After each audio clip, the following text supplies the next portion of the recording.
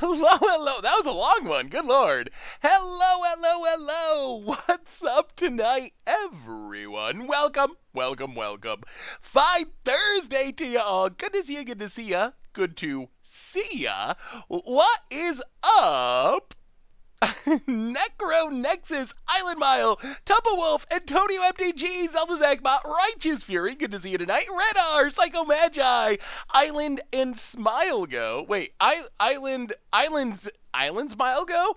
Twitch names are so hard to read. There's like a bunch of words all Islands Mile Go, Islands Mile Go. I don't know. But welcome. Good to see you. Dizzy Buttons, Benny Mon, hello, hello. Antonio MTG, Monin the Conqueror, welcome. And I'm excited. Honestly, standard, I don't know. It's been a little like hit or miss for me lately. I've been feeling modern, been feeling a little bit, older formats, but I'm actually really excited for some standard tonight because this deck looks janky and fun, and maybe it'll even win. It's like all in troll food with also Rampage of the Clans, which is my new addiction. So I don't know. Maybe this deck will actually work. I'm hopeful that it will. So hey, what's up, Brian Ogiver? How are you? So how's everyone? Island Smile Go? Oh, that. So you're the person that plays the island and then smiles as you counter your opponent's spells. I got you, Island.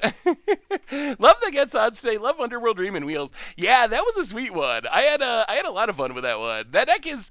Nicholas was pretty sweet. I mean, I think it's kind of middle of the road as far as level of competition, but when it does its thing is really spectacular. It's kind of funny just to like watch people die as they're drawing their cards for their turn. So need to try Sphinx Tribal. Sweet Tribal is definitely sweet. Sphinx Tribal is definitely sweet. Hey, what's up, Bearman? How are you? So tonight, I don't know, maybe we'll play multiple decks, but it's a standard stream, or at least an arena stream. We're starting off with Food Rampage, Troll Food Rampage, Mono Green Food. I don't know what you want to call it, but we are fooding around, we are rampaging, we are casting trolls, and just hoping to kill people with big creatures. Count Jakku, welcome to the Fishbowl. Thank you so much for your subscription. Miss you, cheer for you. Yeah, I don't think we have anything to adventure, really, if we played Lucky Clover. There's just nothing for it. It's more food style deck, but it's food without the without the cat oven stuff, nothing of that, no core vaults, none of those shenanigans. This is a very different food deck. So yeah, Clover is busted. Why is there only 14 cards on the sideboard? That is a really good question. What are we missing? I know, we'll play chat, you choose the final sideboard card while I do the reminders, and then we'll talk about this deck and start playing Magic. Replay YouTube! That's where you'd find all the old streams, including this one in the future.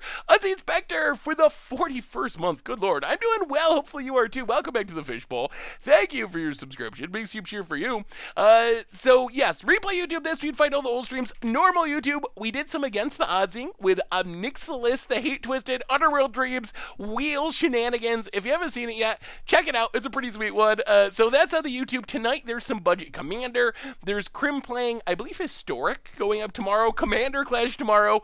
So tons of stuff going up on the YouTube. Keep it out for all that. Our sponsor tonight is the awesome and very pleasant and super cool. I keep adding adjectives while I'm loading the screen. Card Kingdom! If you need some magic cards, you can get them over at cardkingdom.com. Even grab a free Scoop Soldier sticker. Just let them know you want one in your order notes. I'll hook you up for free. So thank you to Card Kingdom for supporting this stream. Otherwise, Discord, new and improved. You can check it out if you haven't. Pretty sweet place. Merch page, you got tokens, t-shirts, playbats. Good way to support the stream and the channel and the site. Donations, they're always appreciated, but never required. $2 or more gets your message read on stream. Hey, what's up, Peps? Good to see you. I'm glad the site gave you a reminder. So what are we doing with our sideboard card? Reminders are done. We're playing Food Rampage to start off with tonight, and I'm really excited for this deck. This deck, it's a little weird. Also worth mentioning, it is super duper, well, I wouldn't say super duper, but it's budget. By our budget price range, it is... I really like the CERN Vision art. It is under $100, so it's pretty cheap. The idea of this deck, we're basically all in on food synergy. So what are we trying to do with the deck? Well, in the early game, we're making food. We got Gilded Goose. It makes food. Witch's Oven makes food. Golden Egg makes food. Trail of Crumbs not only makes food, but it allows us to draw cards as we sack food, which is something our deck is going to do a lot. So we make food in the early game. And then in the late game, we got some big powerful food stuff. Feasting Troll King, the biggest and baddest 7/6 Fidget Trample keeps coming back. back as we sacrifice food if it happens to die. Synergizes well with our Witch's Oven. If our opponent tries to like exile it or bounce it, we can sack it. Get 2 food, only need 1 more to get it back. Cavalier of Thorns, mostly to get Feasting Troll Kings in the graveyard. Wicked Wolf, kills stuff, sacks food, gets massive. Giant Opportunity can make food, or we can sack 2 food to get a 7/7. Depends on the matchup. Against like mono red, it's insane to just make a 7/7. Against a Teferi deck, not insane, but we still get food out of the deal that we can sacrifice to like draw cards or whatever. And then at that top end of our curve, we have our finisher, Rampage to the Clans. So we played a Rampage to the Clans deck, a very different like Saga-y grindy take on Budget Magic. This is more of an aggro take. We incidentally make a lot of artifacts. We have Gilded Goose, it makes food. We have Giant Opportunity, it makes food. Feasting Troll King makes food. We have Wolf of the Haven is ramp, that's an enchantment. Golden Egg, it's an artifact. Witches of it makes lots of food. So we can make a lot of food tokens, and then at instant speed, blow them all up with Rampage to the Clans, make a big board of set jars, kill our opponent with 1 massive 3/3 attack, and that's basically the idea of the deck. Just doing food shenanigans, maybe making a big board with Rampage to the Clans, beating down with trolls, and hoping that it all comes together. Kind of food stompy. Mono green, food stompy, Rampage to the Clans is a finisher. So I'm trying to think of something silly to do with Nap Miser. Any ideas? My first thought was Mirror March. Is Nap Miser the card that reduces hand size? How is that? I didn't take many breaths in the deck tag. So what are we adding to the sideboard, chat? Do we figure it out? I heard a lot of anti-counter spell stuff. Shifting Ceratops, something like that. I've seen this necklace at Goldfish. Wasn't prepared for someone to stream it. Yeah, it caught my eye. It looks pretty cool. Avian for the 10th month. Welcome to the Fishbowl. Thank you so much for your subscription. I wonder, I should put the deck list. Is there a 15th card on the deck list? I don't think it's Teferi. Teferi is going to be tricky to cast, although not Oh, there's actually just 15 cards. Really? There's only 14 cards in the deck? Is that the same for the original build that someone played? Oh, where did I even get this deck from? I swear I found it on Goldfish, but I can't find it now. Well, we're just going to add a card to the sideboard and go for it. Shifting Ceratops is fine. I like Shifty. We do want ways to deal with Dream Trawler. That seems like a good one. All right, let's Rampage. Let's food see what happens. How are you tonight, Avian?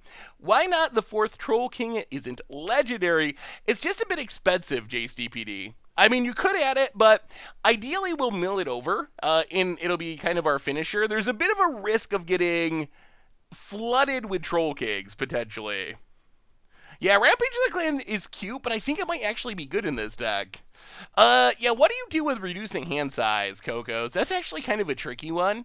Like, maybe wheel effects? You can wheel, and then your opponent's got to discard a card. I don't think Mirror March does anything, right? Because you make it, but they go away in a turn, so I don't think your opponent's going to have to, like, discard everything or whatever. This doesn't feel like a more awesome version of March of the Multitudes. I mean, but we get 3/3s. March of the Multitudes, it's only making 1/1s. Why no Escape in the deck? What's a good mono green Escaper, Pyroflamer? Is there anything that's worth considering? Like, I think Escape. Ooh, Trail of Crumbs. Ooh, Troll. Okay. We'll keep this. We can draw cards. We can ramp. We can troll. What more could we want? All right, food go.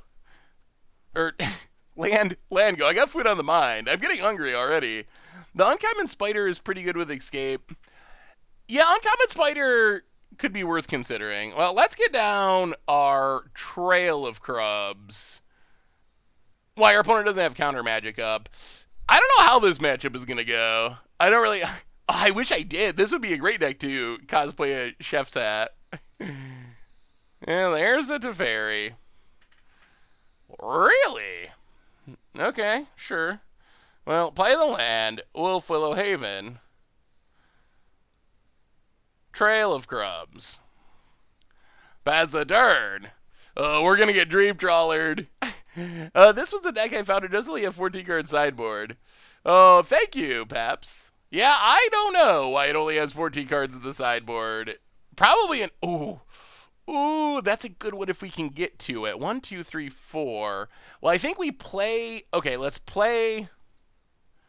Yeah, let's just Troll King. Whatever. Run out the 7/6, get some food. Your go, opponent. Can you beat the troll, the king of trolls? Is Wicked Wolf any good? It is pretty good. As far as removal goes in a mono green deck, it's about as good as it gets, I think.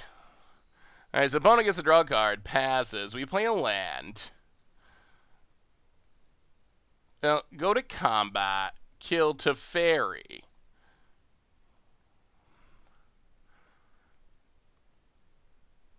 Would you like to block? Opponent says no.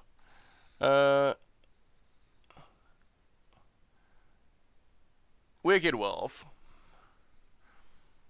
Kill the Guard Mage. Clear the board. Pass the turn. With Teferi off the board, we can set up for this Rampage of the Cans pretty quickly. Like, we're not that far away from doing it. Have you tried a Terracotta deck yet? I haven't, Benimon. I don't build too many just aggro decks, and that seems to be like Boros aggro or something is probably mono white aggro is where Terracotta fits best. I think it could be good at that. Hey, what's up, Taylor Jones? Oh, this is actually pretty fine. Sure. We'll sack a food, make it indestructible, draw a card. But this deck has some synergy, doesn't it? So Wolf lives. Are we supposed to get... Alright. That's a bummer. Alright. Little whiffy, sure. Opponent passes. Nothing to blink. We untap.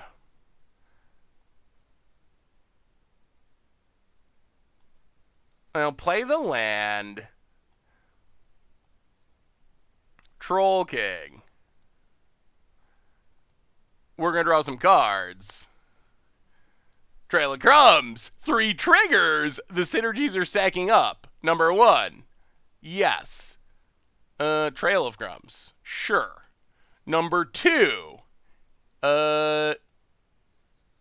Yes. Land. Number 3. Castle Garenbrig. Get back the Troll King. Trail of Crumbs. Mega Food. Pass the turn. This deck's got some synergy. We can draw some cards. Hit ya down to 22.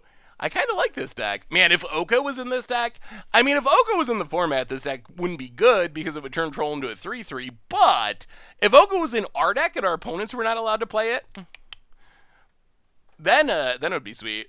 I wonder if there's any way that could work. Do you think there's any way you could have a ban list? No, not our Troll King. Huh. All right. Sure. Opponent plays a tap land. Blinks nothing. Do we want to draw a card? Yeah, we should probably draw a card. Or draw 2 cards. Sack of food. Draw a couple cards, hopefully. All right, we're getting all the lands out of the way. The lands are all going out of the way. And we'll take Gilded Goose. That's fine. Untap. Yeah, we're gonna set up for it eventually. Quart Up Gaming, welcome to the Fishbowl. Thank you so much for your subscription. Big soup cheer for you. So they started opening mystery boosters on the Wizard stream, and I mean there was some stuff that looked fine foil wise, like Teferi's puzzle box.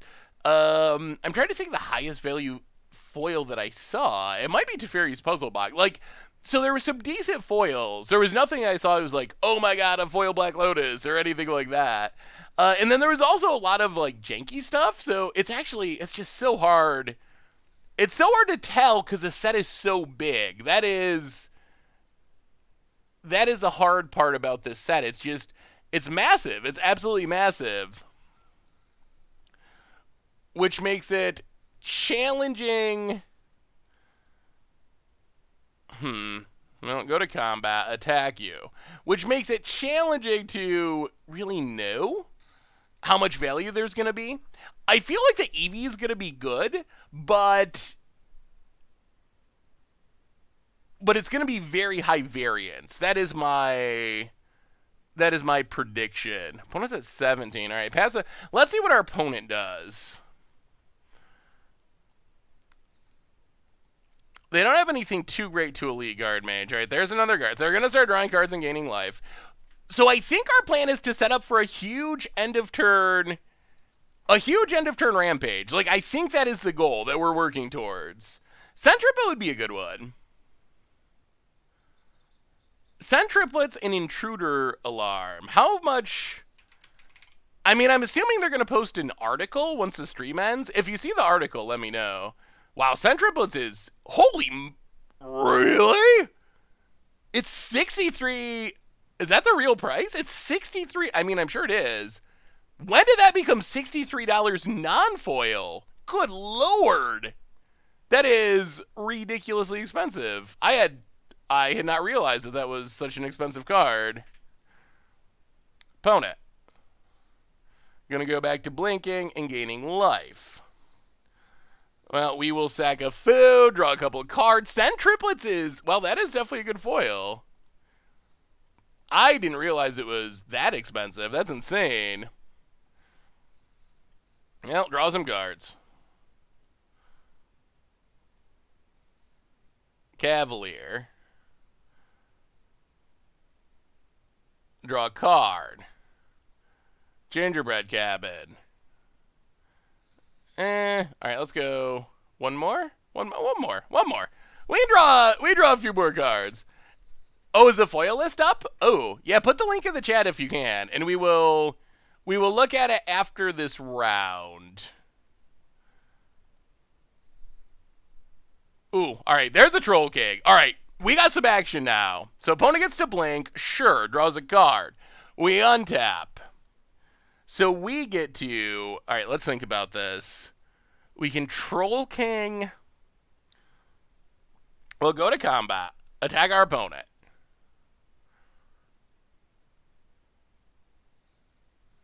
All right, taps our wolf. Sure.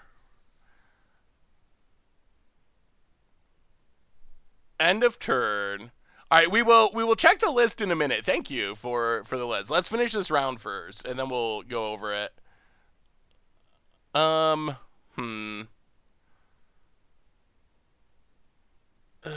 Troll King. All right, let's Troll King. Make some food. Gingerbread cabin. Make some food. Witch's oven to protect our Troll King. Pass the turn. Discard a forest. I mean, we are going to set up for an insane rampage. Like, it is going to happen at some point. That is what we're working towards. We will get there. Amulets on the list. Ooh. I mean, a Pioneer Landfall deck that makes the most infinite 5/5 elementals. Ooh, let me see Destructor. Yeah, opponent. Gonna get back to Fairy. Unfortunately. That is annoying. I'm going to bounce Witch's Oven.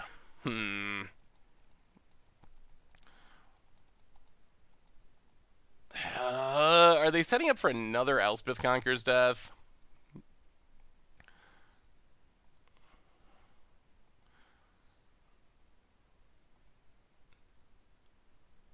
Alright, let's sack the Troll King.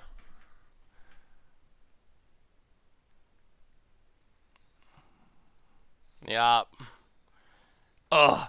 This Teferi's bad. The Teferi is annoying because it means we don't get to... Are we going to lose this? Oh my goodness. Agent of Treachery. They get another Agent of Treachery. Yeah? Alright. I guess we might be losing this after all. Oh, what's up, Bolus? How are you? Would restricting Oko to a few copies make him playable again, in your opinion? I mean, what would a few be? Because it's already 4. I think the problem is it makes things very inconsistent. Opponent gets in, hits us. Opponent gets another Agent of Treachery. I don't know if we can win from here, unfortunately. Gorian Verse, welcome to the Fishbowl. Thank you so much for your subscription. Big soup cheer for you. If they blink Agent, we get it? How do we get it? They're stealing our land with Wolf Willowhaven. Like, how do we possibly get anything from here?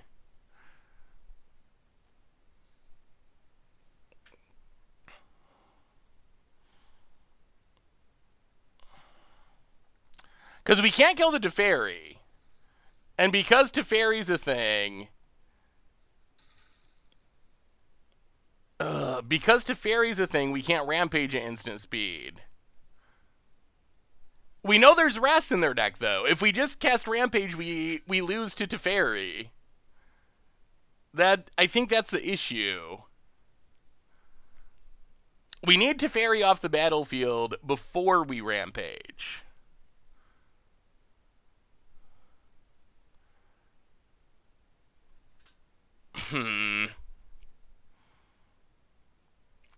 You know they're going to have another...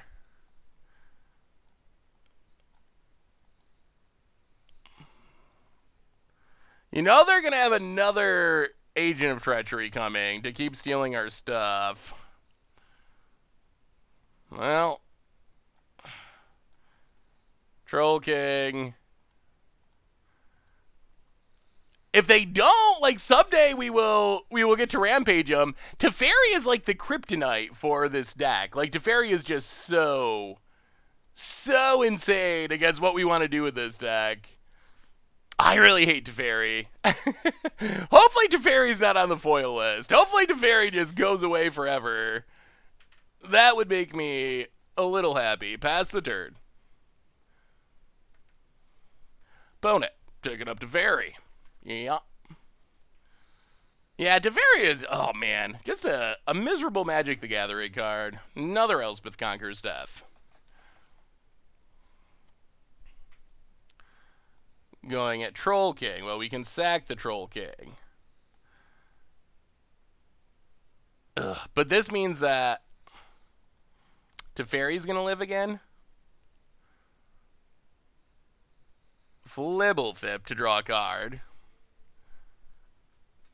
Don't worry, Seth. We're going to get a whole Teferi set this summer. I still can't believe Wizards did that. That kind of blows my mind. That is, like, I think that the core set with Chandra was sweet, and I'm glad that how that worked out, and maybe it'll work out with Teferi, but it is one of the more tone-deaf things that, as far as Magic set design that I could imagine. Like, after Teferi Hero of Dominaria, that was widely hated, and then Teferi Time Raveler that was maybe as hated as Teferi Hero of Dominaria. Wizards' response to all those complaints is, we're going to make a core set that's designed exclusively around Teferi. What? Wizards, what are you thinking? Like, give us Omnixilus or Tybalt or Venser, I don't care. Like, choose literally any other Planeswalker. And I think it'll go over better than saying we're gonna make a whole Teferi set. Like, I can't imagine a worse decision there. Well, go to combat. Attack Teferi. About it. Going to block.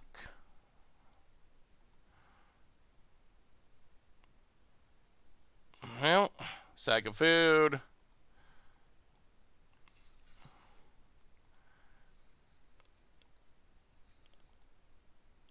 Can we just not get rid of this Teferi ever?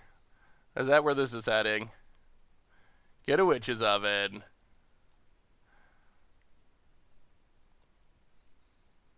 Get a Golden Egg.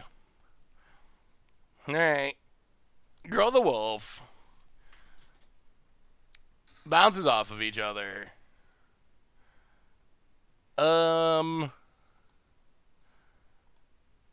Make some mana. play Cavalier.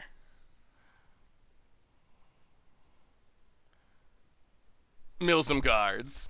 Set design has done 2 turn in advance. Wouldn't be surprised to learn that Teferi set was designed. Wow. Alright, Mystical Dispute in the main deck. Interesting. Alright, well, I guess we gotta pay, unfortunately. Huh. What is going on? Decline, decline. Pay. Cavalier.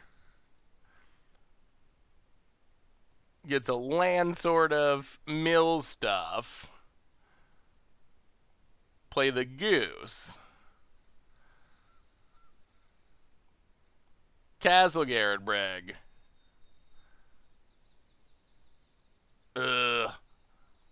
Witches of it.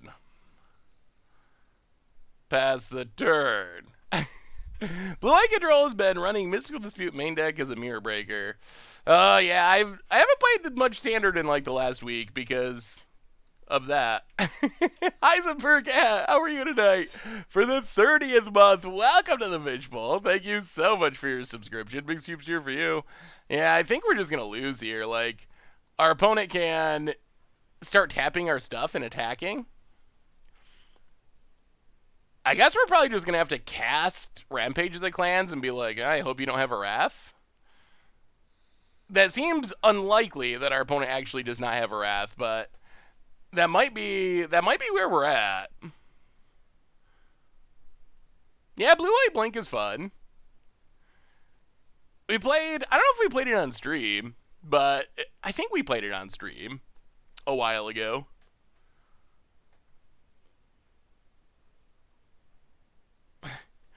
I would love to get rid of the Teferi. I guess that's kind of a downside of being the mono green deck, is we can't actually just like kill Teferi. That's just not a card that we have access to. Just like, oh, Teferi's dead now.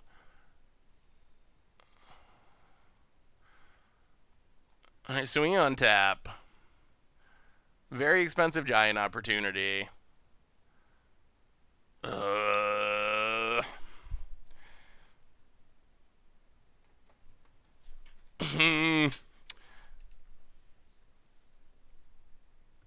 What do we do? I mean, I'm like 99% sure our opponent has a Wrath. They've already cast Wrath. It seems exceedingly likely that they have one. But if we don't do anything, we're just going to lose to... It's Teferi! Teferi is ruining our day! 28, 24 cards left in our deck. Teferi, how I hate you. Alright, well, I guess we... I feel like we lose if we keep waiting, though.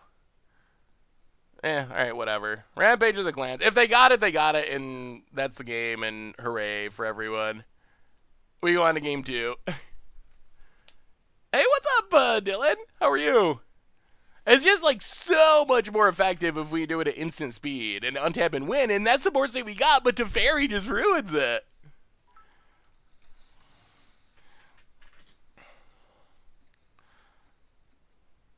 Alright. 12 tokens. Wrath away, my friend. Wrath away. Gilded Goose.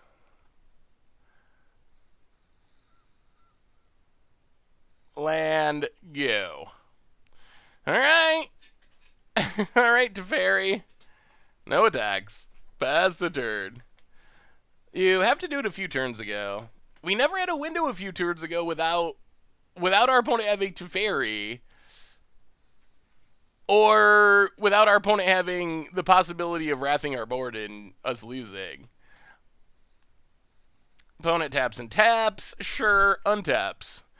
Sorry I missed the stream on Tuesday. I was doing my rehire interview for one of my campus positions. Ooh, awesome, Young Frugal. Well, that is a very good reason to miss a stream. Yeah, Vivian could be interesting. Maybe that could be worth considering for the sideboard. Opponent. Okay, gonna bounce the Centaur to draw a card. I mean, if they don't have a Wrath, then the game continues. If they do have a Wrath, it's going to be really hard to rebuild. Opponent, Charming Prince. Mm-hmm. We also lost all of our card draw, unfortunately.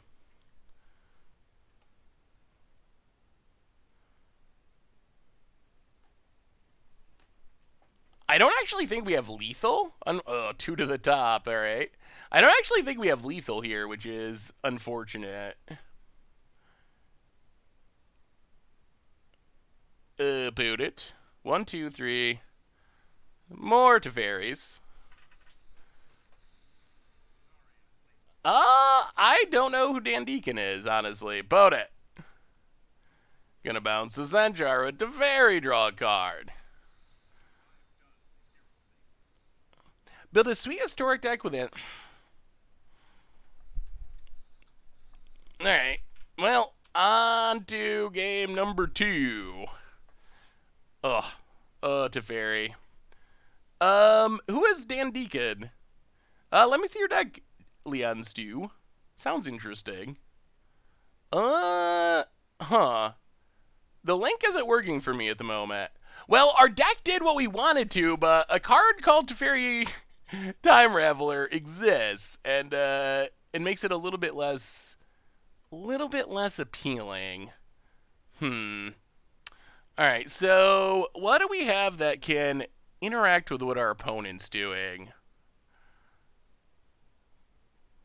Sorcerer's Spyglass isn't really great. It doesn't shut down...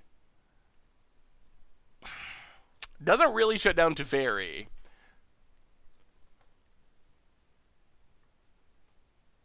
Vivian or Questing Beast. Yeah, the problem is what you're going to have to cut synergy pieces. Those are good cards, but then I kind of wonder if you just try to build like Mono Green Stompy or something. I don't even know if Ceratops is that good against this build.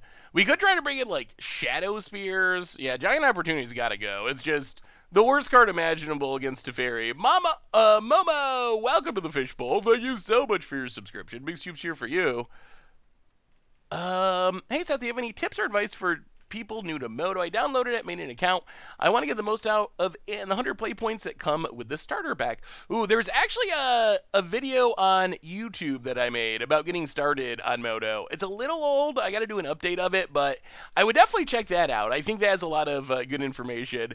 Josh Kell with the gift subs, 5 gift subs. Oh man, Minoris, Bamstorm, Sam Powered, Thanos, and Nib Biscuit. Welcome y'all to the Fishbowl. Thank you so much for your subscription. Big soup cheer for you. And Josh Gill, thank you for handing out the gift subs. We'd have to... I guess we can like Shadow Sphere... Thrashing Brontodon? Oh, we're gonna time out, aren't we? Alright, yeah, I mean, we'll try that. Shadow Spear, I guess, is fine anyway.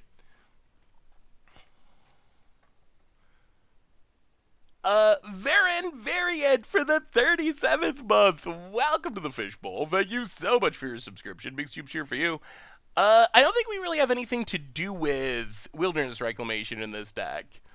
Wilderness Reclamation is definitely a very powerful card, but I'm just not sure. I mean, I guess we can try to draw more cards by sacking food with Trail of Crumbs, but we don't really have much, I don't think. Alright, yeah, thank you for all the subs, everyone. Well, Gilded Goose, go. Pass the turn. Bonnet, do you think anything interesting could be done with Changelings and the amass mechanic of War of the Spark? I mean, I think you could build like a funny kitchen table deck, but as far as being like super competitive, the problem is Changelings are just not a very pushed card type for the most part. So it's kind of difficult for them to put an archetype over the top just because they're, in general, because they're Changelings, they're powered down compared to what they would be if they weren't Changelings. Opponent. Brazen Borrower. Yeah. Gonna sub Monday. Oh, awesome. Thank you, Necronexus. Opponent. Untap Land. Everyone's favorite, Teferi. Yeah. Yeah. Going to bounce a goose. Okay, draw a card. Well, make a food.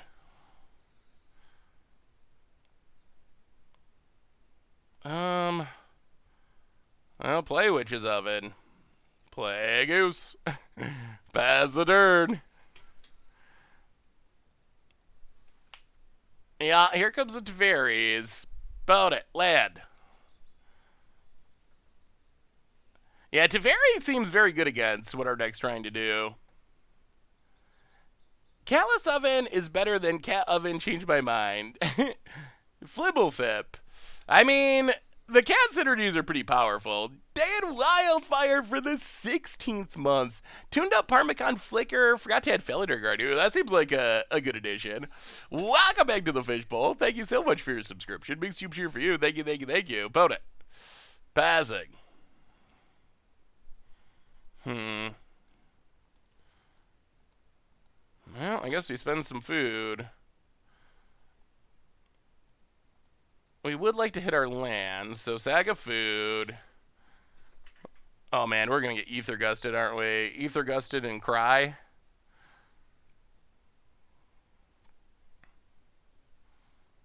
Yeah. Have we been feeding the Setchars? Our deck's been working really well. The problem is, well, this is still game one, but the problem is our opponent, yeah, of course. Sure. Pass the turn. The problem is Teferi just locks down what we're trying to do hardcore. And that has been the story of this match, is just getting locked by Teferi. I don't think they will actually ban Teferi. Thassa.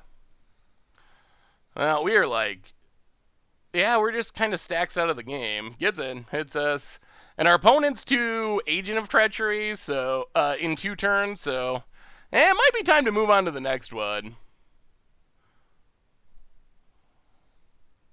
Well, we get a forest. We play a forest. We play a Wicked Wolf.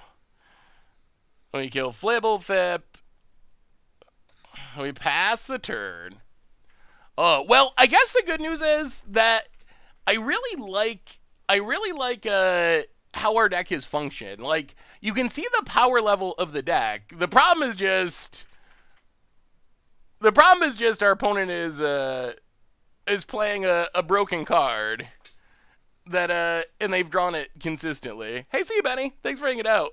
Dear Seth, I loved a lot of the Selesnya Enchantress deck. I'm getting the deck soon. Is there any card that you maybe missed that could be good in the deck? Ooh, Crackhead. I was pretty happy with how the deck played. So I would say, off the top of my head, I'm not sure there's really anything I would change. Well, alright. Troll King. Keep Gasted stuff. Hope our opponent does not have Agent of Treachery. Yeah, we're not actually that good at even pressuring Teferi, unfortunately. Opponent takes it up.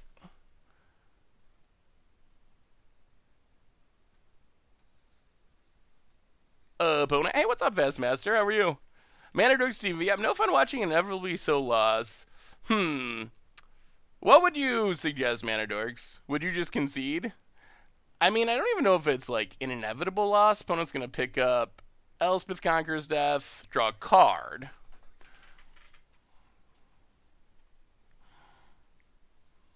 Cavalier of Dawn. Going to hit our Witch's Oven. Blank Cavalier of Dawn. Thassa and Agent of Treachery to steal your lands might be the most obnoxious thing right now. Yeah, I mean, so far that hasn't actually become a like super competitive thing, but alright, opponent's gonna keep blowing stuff up.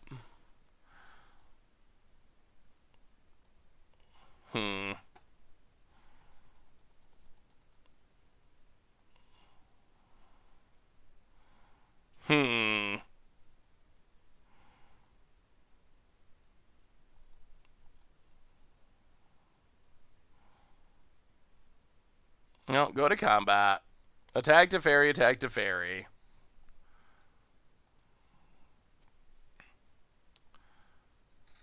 Teferi dies. Pass the turn. Well, maybe this is it. We got rid of the Teferi. This might be the time for Rampage to steal this game. Elite Guard Mage. Sure. That's not a Teferi. About it. Thinking. Spikes Cafe! Welcome to the Fishbowl. Thank you so much for your subscription. Big soup cheer for you. Elite Guard Mage. All right. Well, I mean, we are going for it. We are definitely going for it. I'm not sure if it'll be enough because Thassa gets to blink. Our opponent's going to be at 27. We're going to make 21 power. That's actually definitely not enough. But I still think we got to go for it. Opponent makes a 3-3. Oh, but they're going to get one from Thassa too? Can we just... all right. I guess we just can't do it. Oh, my goodness. Oh, so close. Well, make a food. Make a food. Untap.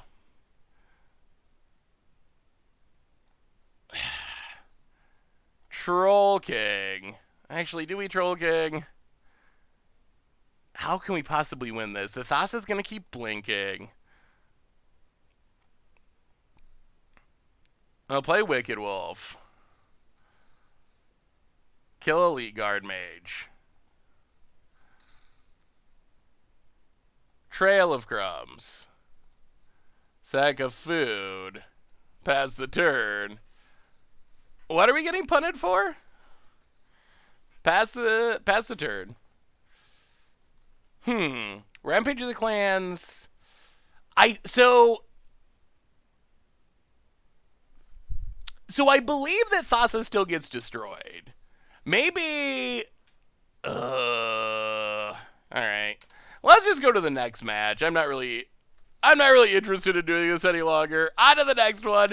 Well, you can see the power of the deck, but good lord, I think honestly this might even be worse than just playing normal blue-white control. I think we actually might have a good shot against normal blue-white control, but the Thassa Age of Treachery build seems very well suited for what our deck's trying to do. So are you... oh, actually, I forgot to look at the foil list.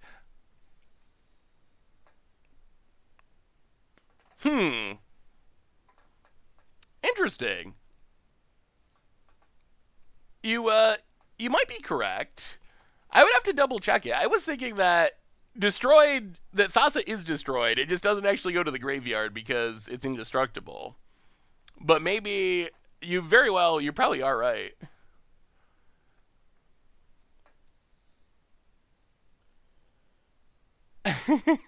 Oh, well, we'll keep that in mind for the future. All right, land go. I think this deck could definitely be sweet. Opponent. Fabled Passage passes. Well, Castle Garenbrig, Trail of Crumbs. Pass the turn. If Oko wasn't banned, I would splash blue for Oko and Workshop Elder. Yeah, I mean, if Oko wasn't banned, splashing for Oko would definitely make sense. Yeah, the foil is for Mystery Booster. We were supposed to look at it, but we will look at it after this round. Remind me when it gets close to the end. So opponent looks to be playing a Bant deck of some kind. Just need to keep drawing to win. Yeah, I feel like this deck's actually really good at winning the long game. If we could cast Rampage at instant speed. But not being able to cast it at instant speed is really rough. I believe the foil list is live. I haven't actually got to look at it yet because of streaming, but I believe that it is live. All right, let's sack the food. We'd like to just hit a forest to be able to get to these gingerbread cabins and actually make food with them would be ideal. All right, there's a forest. So play the forest. Play Wolf Willowhaven. Witch's Oven. And wedges of it. Alright, opponent's going to start ramping. Ooh, missing the land drop. That's not great for our opponent. So no Nissa this turn, thankfully. Pass the turn. So you sacrificed a food to make food. Well, and hit our land drops. Alright, there's the Teferi.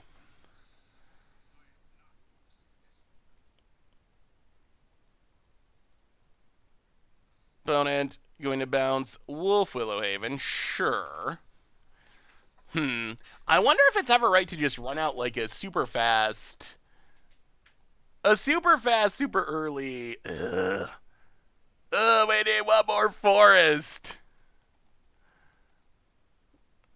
Well, giant opportunity.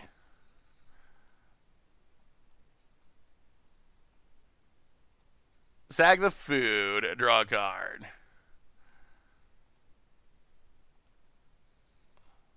That's not a forest. All right. Well, Trail of Crumbs it is. Go ahead. Ay. By the way, chat friends, does anyone know if Gideon's intervention cancels itself if you have 2 copies on board?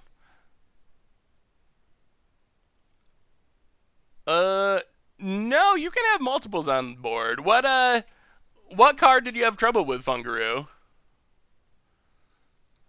Oh, it could be a bug, I guess. But yeah, definitely is supposed to work in multiples. Yeah, more Teferis. Although I feel like this is actually less problematic than the last matchup. Alright, whatever. Let's do this. Cavalier.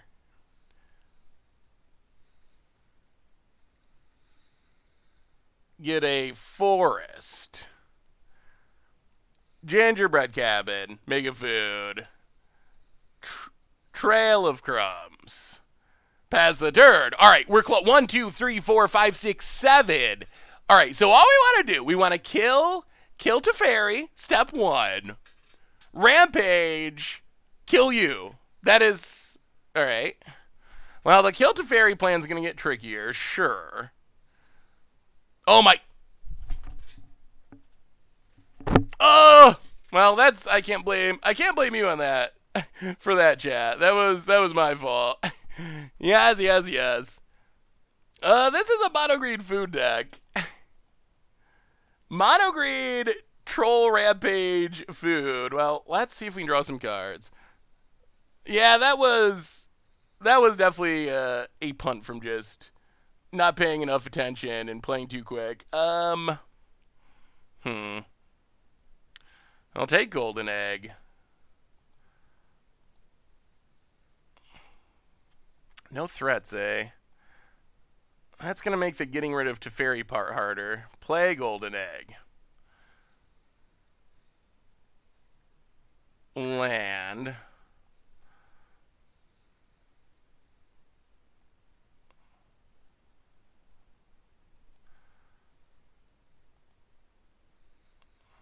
Land.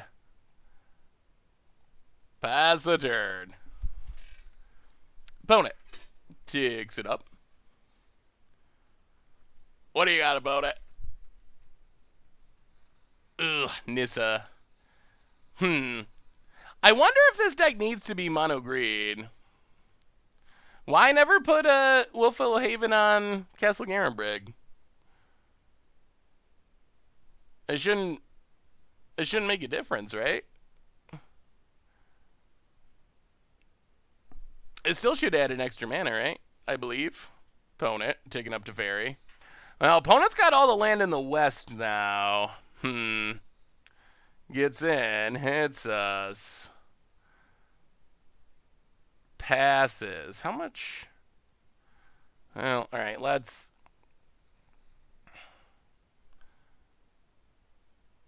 sack this. Get some triggers. Try to draw some cards. Yeah, Planeswalker removal would be nice. I wonder if we actually... Oh, another land. I wonder if we actually have to be mono green, or if we could... Yikes. If we could move into a color where we could interact with things. Land.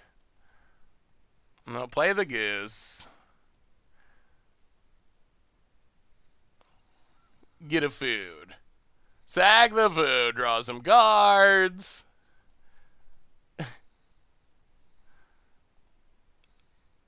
We're going to get all the lands out of the way, and then eventually we will draw... Okay, Goose. They just keep coming. Trail of Crumbs.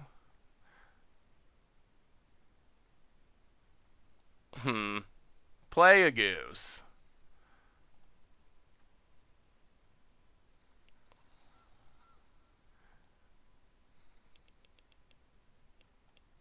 Play a land. Yeah, pass the turn. Actually, 1, 2, 1. All right, let's keep going. Trigger. Draw some cards. Cavalier. 1, 2.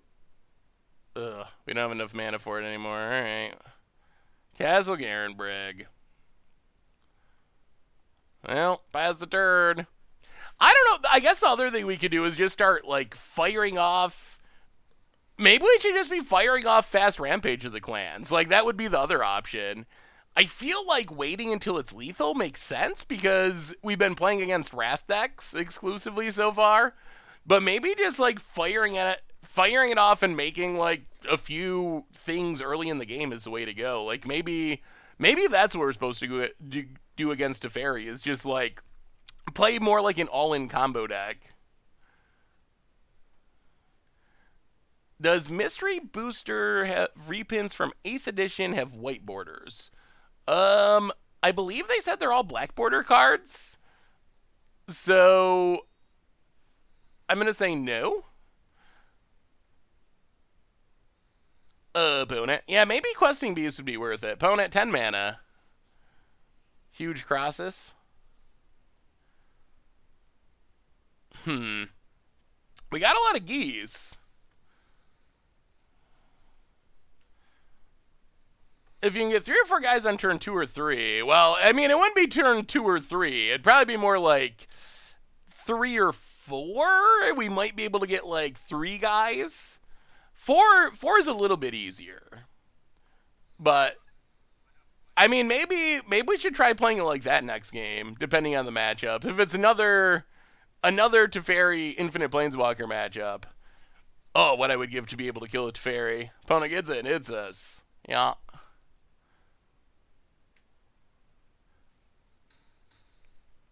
Hits us. Well, there's a Troll King.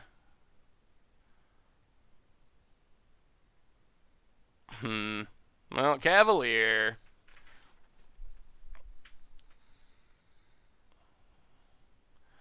Get a castle. Trail of Crumbs.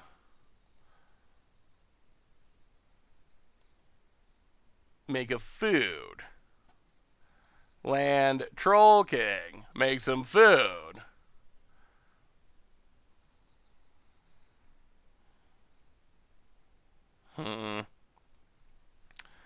Alright. Those good old main deck mystical disputes. How can we possibly win this? Can we possibly win this? Alright, sure. Get back Troll King. Get a bunch of triggers. And pass the turn. I think we're just dead, though. EV of the foil slot is insane.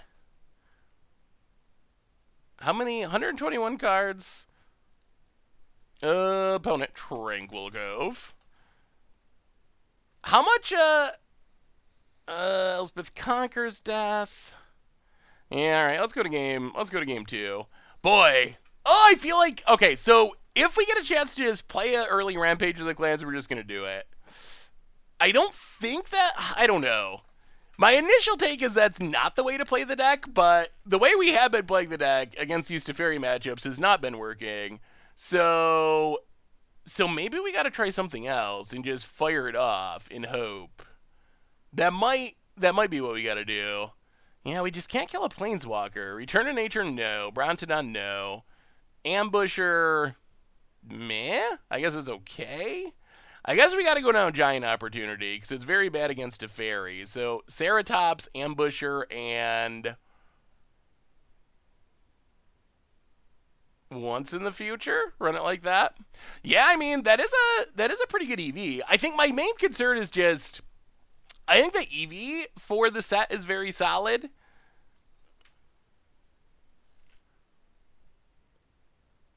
Are those foils that are...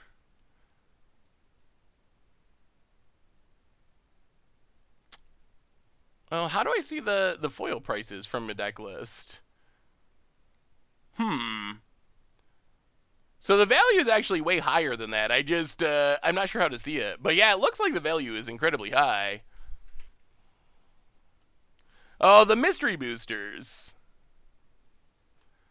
Yeah, I think that's what we're going to do. If we get the opportunity for a quick Rampage, like, if our opponent wraps us and we lose because of it, I think it's probably still worth a shot against a fairy. Well, land and Gilded Goose. This isn't a Rampage hand anyway at the moment. You should try a Commander Clash where every card has to be Mythic. That would be interesting. That would be very interesting. Well, Trail of Crumbs. We do need to hit our lands. Trail of Crumbs, go. Opponent gonna crack Fable Passage. Yeah, maybe Spyglass would keep our opponent from casting Teferi. Splash Blue for Shimmer Dragon and Workshop Elder. That could be fun. I don't know about Workshop Elder. Workshop Elder feels really slow to me. That turns one thing into a 4/4 each turn. But Shimmer Dragon draws cards, and I do like drawing cards. Although, we already draw quite a few cards. Like, a pretty impressive number of cards. Well, play a land. Golden Egg. Draw a card.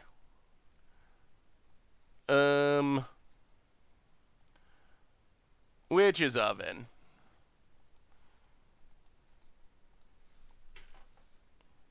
Alright, opponent's gonna Growth Spiral. They definitely have an Ether Gust in hand, it seems like.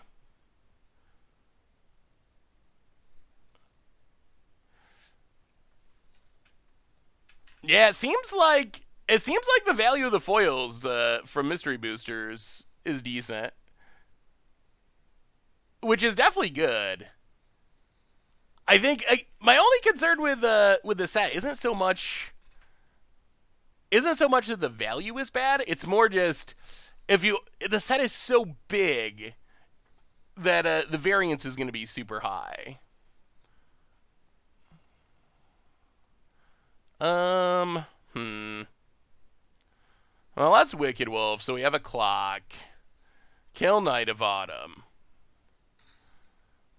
Pass the turn. Well, at least this way we can attack a Planeswalker if our opponent has one. Yeah, I think that's the thing. It looks like overall, if you like average the value, it's going to be insane. But it's going to be interesting to see how often you actually hit them. Elspeth conquers death. All right, so we're going to lose our Wicked Wolf. Well, so much for the have a clock theory. Like, I think here, if we just draw Rampage, we would just cast it. I'll play Trail of Crumbs, get a food. Sack the food, start drawing cards. Not that we have a Trail of Crumbs at the... not that we have a Rampage at the moment, anyway.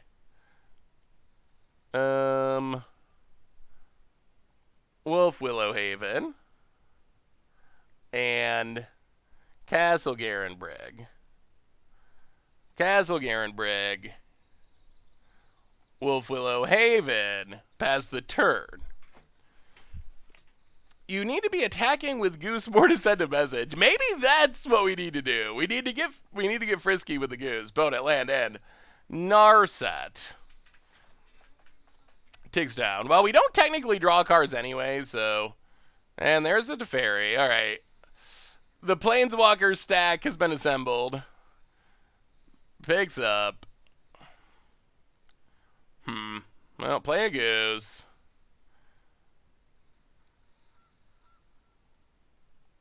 Play Witches of It. Pass the turn. We were talking about the mystery booster set. Opponent takes up Teferi.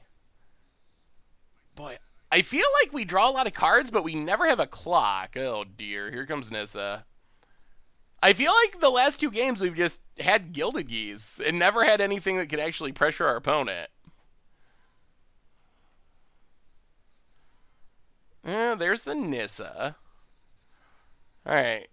So opponent, power level pretty high. Upper limit for Hydra's growth on Arena is 1.07 billion. That is impressive. Opponent turns out the blades, goes to combat. It's us. That is a high number of planeswalkers, I would say. Well, let's sack a food, draw some cards. So many planeswalkers. All right, Geese. Honk honk, it's your time to save us. Somehow. Yeah, Witch's Oven. Yeah, I think we're pretty dead here. Land. Untap. Castle Garenbrig. Wicked Wolf.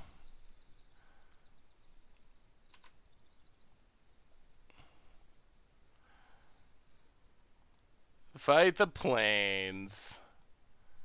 Sack of food. Draw card. We have some synergy, but we haven't done a good job of just keeping up with Massive Planeswalker after Massive Planeswalker. At the same time, we have only played Teferi control decks, so who knows? To the bottom. Yeah. So we kill a plains.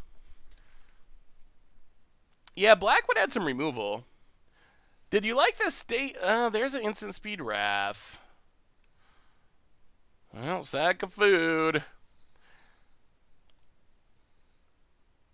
I don't think this does much, though. Yeah, Teferi instant speed wrath that's decent.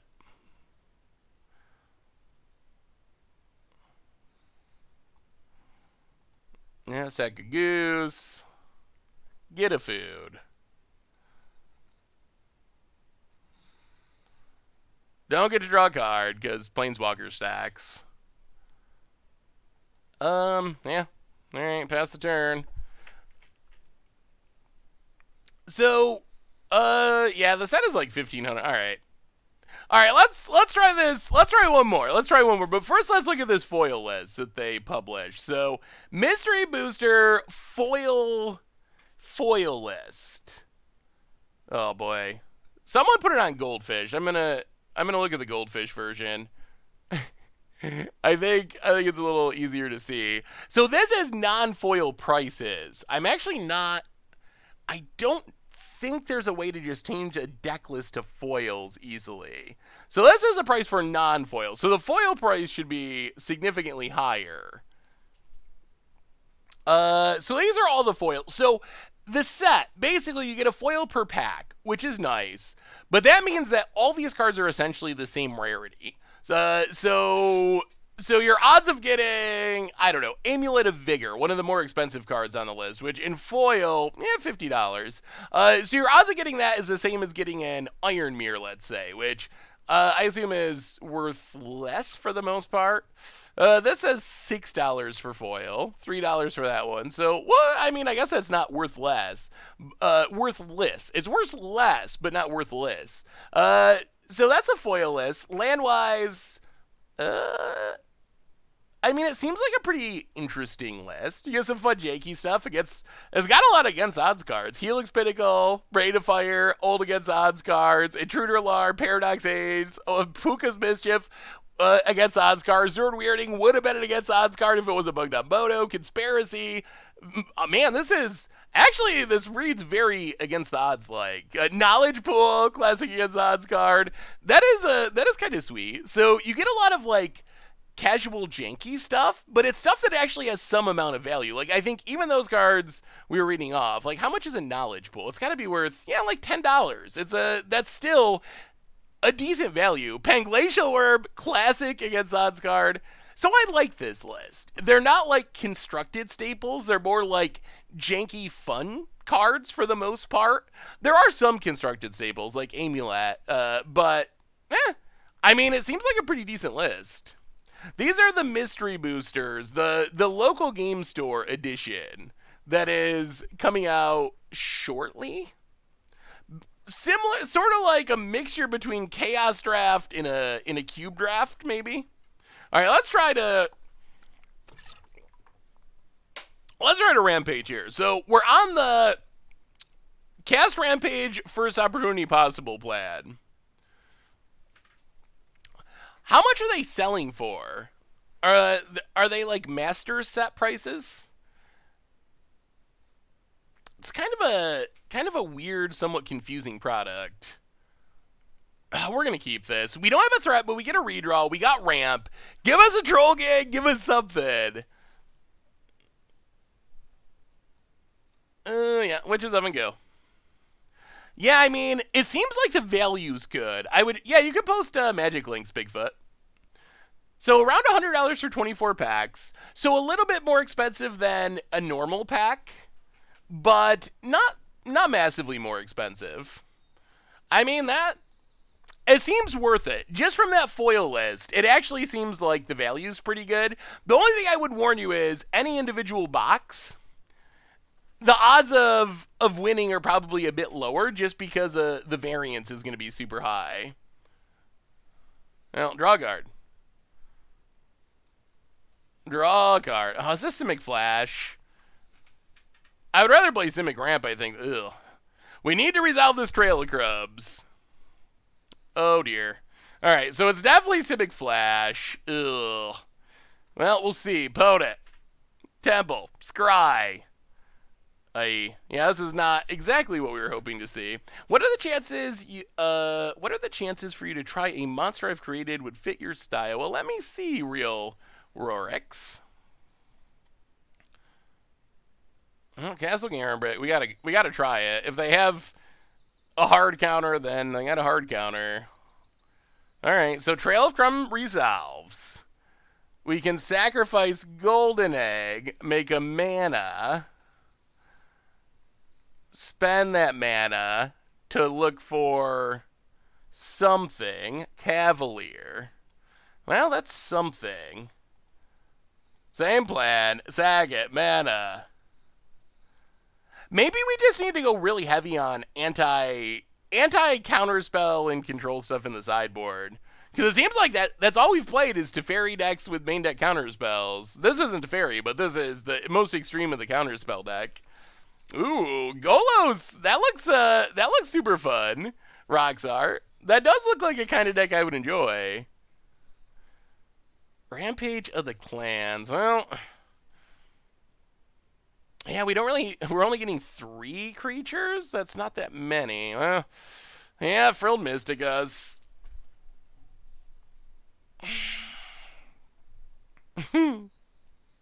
Mystical Dispute. Maybe we just don't have Mystical Dispute. Maybe that's it. Maybe we gotta splash into blue because it seems like everyone's doing it. Maybe that's our problem is we don't have Mystical Dispute and everyone else does, apparently. Well, Gilded Goose. We're actually like super close to being dead here, unfortunately. Gilded Goose, Mega Food. Play the land. 1, 2, 3, 4. Yeah, I mean, it's not an insane Rampage, but I think we gotta go for it. Yeah, I mean, it would have been nice if it was better, but this kind of maybe keeps us alive temporarily. All right. Well, Rampage for 5. That's not bad for 4 mana. We did lose our card draw. Well, we will block. Unfortunately, our opponent's going to keep making these wolves, and we don't actually... Like, they're going to have their own Rampage of the Clans. They're gonna have their own Rampage of the Clans, turn by turn, and we can't actually stop it. What do you think about Arena March State of the Game? I mean, I think it was fine. I didn't, in reading it, I didn't really come away with any, like, super exciting news. More emotes is cool. The cube sealed, yeah, I mean, it's nice to know that they're working on getting cube and real drafts on the format. I think that was the main takeaway for me, is I'm excited about that. But yeah, I mean, I think it was fine. Was there any what stuck out? What stuck out to you from man? Opponents on the 5 land all counter draw. Protein Thaumaturge playable or no? I mean, playable like against the odds deck, yes. Playable like gonna win a tournament. I don't really see it. Opponent quenches. We will pay.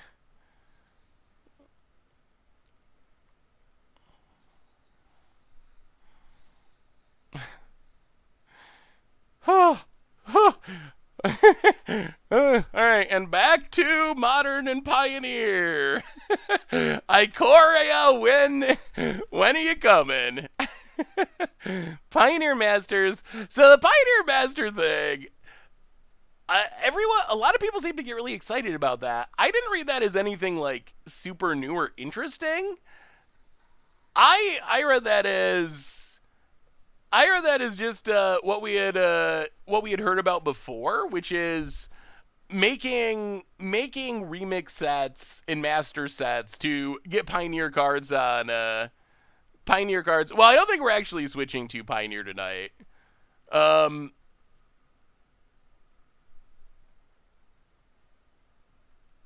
But yeah, I just read that as like what we had already kind of known about. But maybe it's more than that. Maybe it's something different than I'm noticing. But yeah, I thought that was just what they had already said. So that's how I took it. Is like, oh, we're working on these like remix sets and master sets to get Pioneer cards. I'm not even sure they were like referring to a specific set, or if just like Pioneer Masters is like kind of all the remix sets and stuff they're working on. I'm confused for the long-term plan where Pioneer and Historic have nearly the same card pool on Arena. I am also confused by that. My assumption was that people would just stop playing Historic, but it seems like Wizards is actually trying to keep them both going, which is interesting.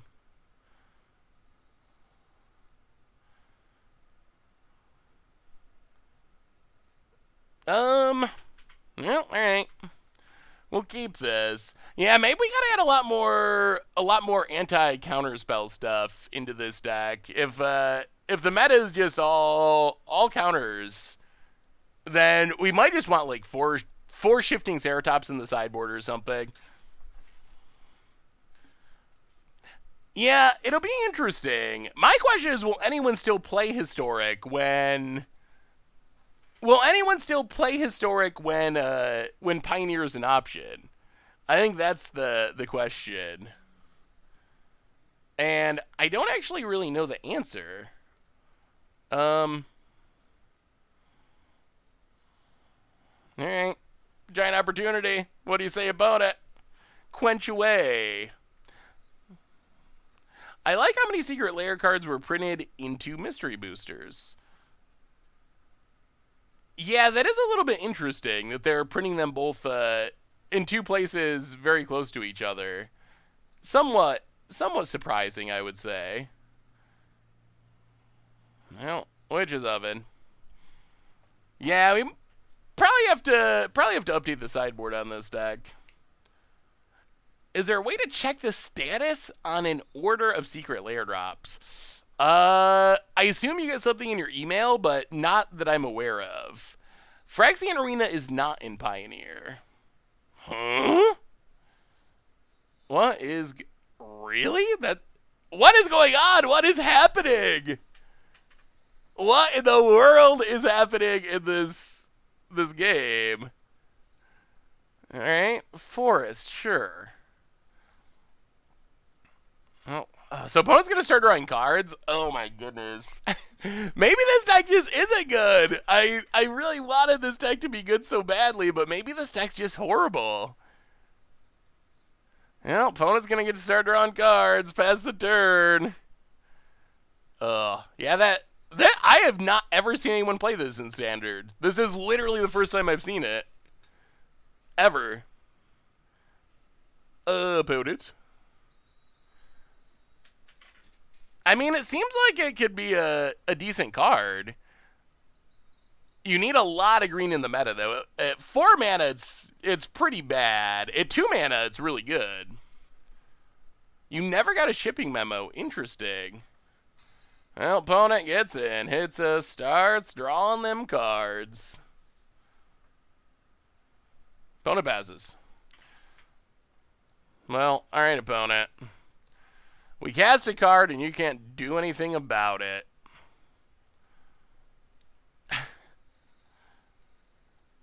I still think we're going to lose because of Oakhome Adversary of all things. I guess that's probably the deck's answer to Shifting Ceratops.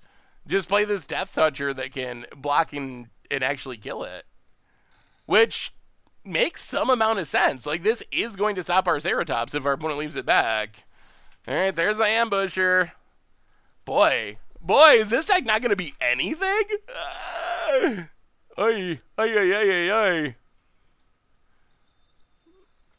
About it. Crack in the land. I play like 2 in Death Touch Tribal. Yeah, if you are built around Death Touch, then it makes sense. It's probably worth it. Yeah, opponent's going to leave it back to block our Ceratops. Hit us, start making dorks. Well, play a land, Wicked Wolf. Countered. And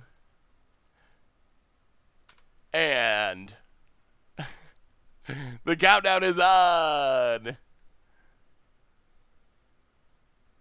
About it. Alright. Yikes! Oh, when I saw this deck, I was really excited and thought it was going to be sweet, but boy, so far it has not been sweet. Not been competitive, and we haven't even really done anything that cool with it. I have to say I'm slightly disappointed with how it's went so far. A reminder before we get on to the next match that our sponsor today is Card Kingdom, and if you need some Magic cards, you can get them over at cardkingdom.com. So thank you to Card Kingdom for supporting the show. I know you play viewer decks. What would I need to do to submit a deck for you to play? Just email it to me, Showfulpoofer. I can't promise that I will play it, but I will definitely look at it, and I do play some viewer decks. All right, we're not switching yet. We gotta. So far, I feel like the deck is better than it's given credit for. It's gotta be. I mean, it is really janky. It is budget. Well, that hand is not going to solve our issues. All right, let's try this one. But I feel like this deck, it's gotta have potential. It's gotta. Like, the idea is cool. It seems like it should be able to do something. Saffron Olive at MTGGoldfish.com. Didn't you play this deck at the Theros streaming event? Might have played something similar. We played a whole bunch of decks, so we definitely did play this exact deck.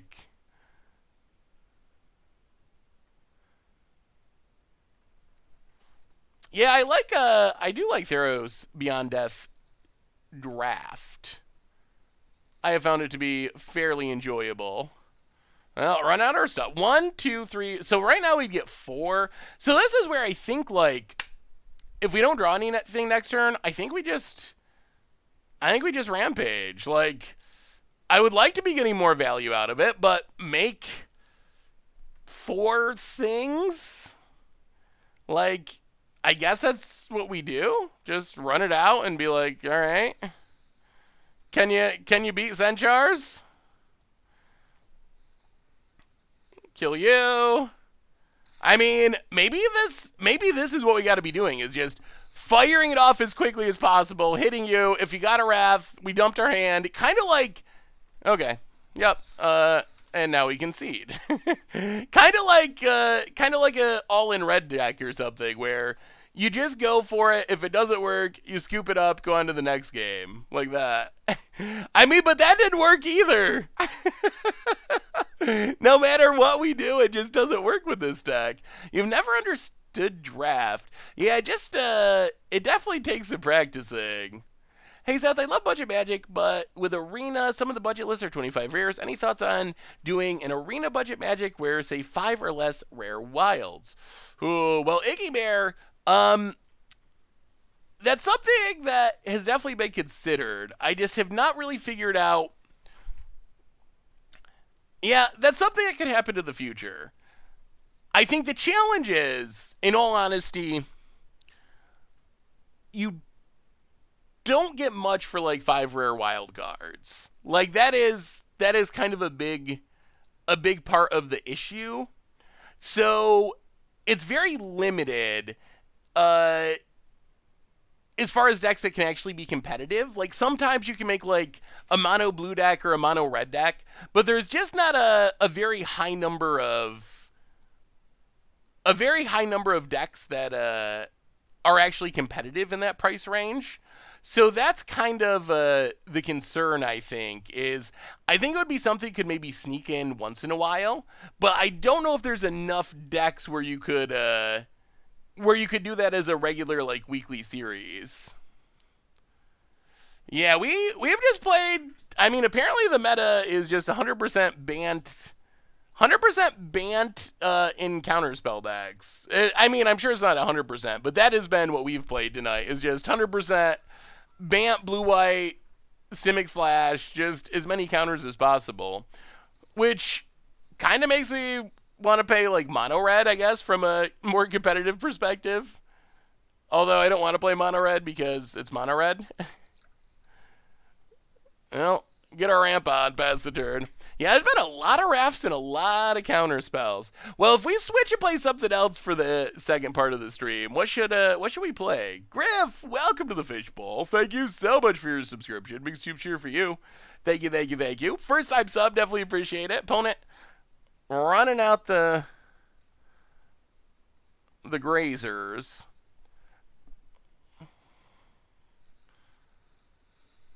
Well, Cavalier, get a castle. Play Witch's Oven. Pass the turn. I think we're gonna be playing Standard tonight. I don't think we're gonna switch to Moto. But we'll definitely play some more Modern or Pioneer next week on Moto. Why not make this deck Golgari? It definitely could, to add some more removal.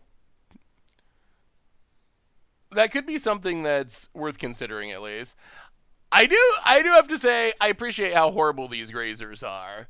I have never been a fan of the grazer, and watching our opponent run out a whole bunch of 0/3s for quite literally no value is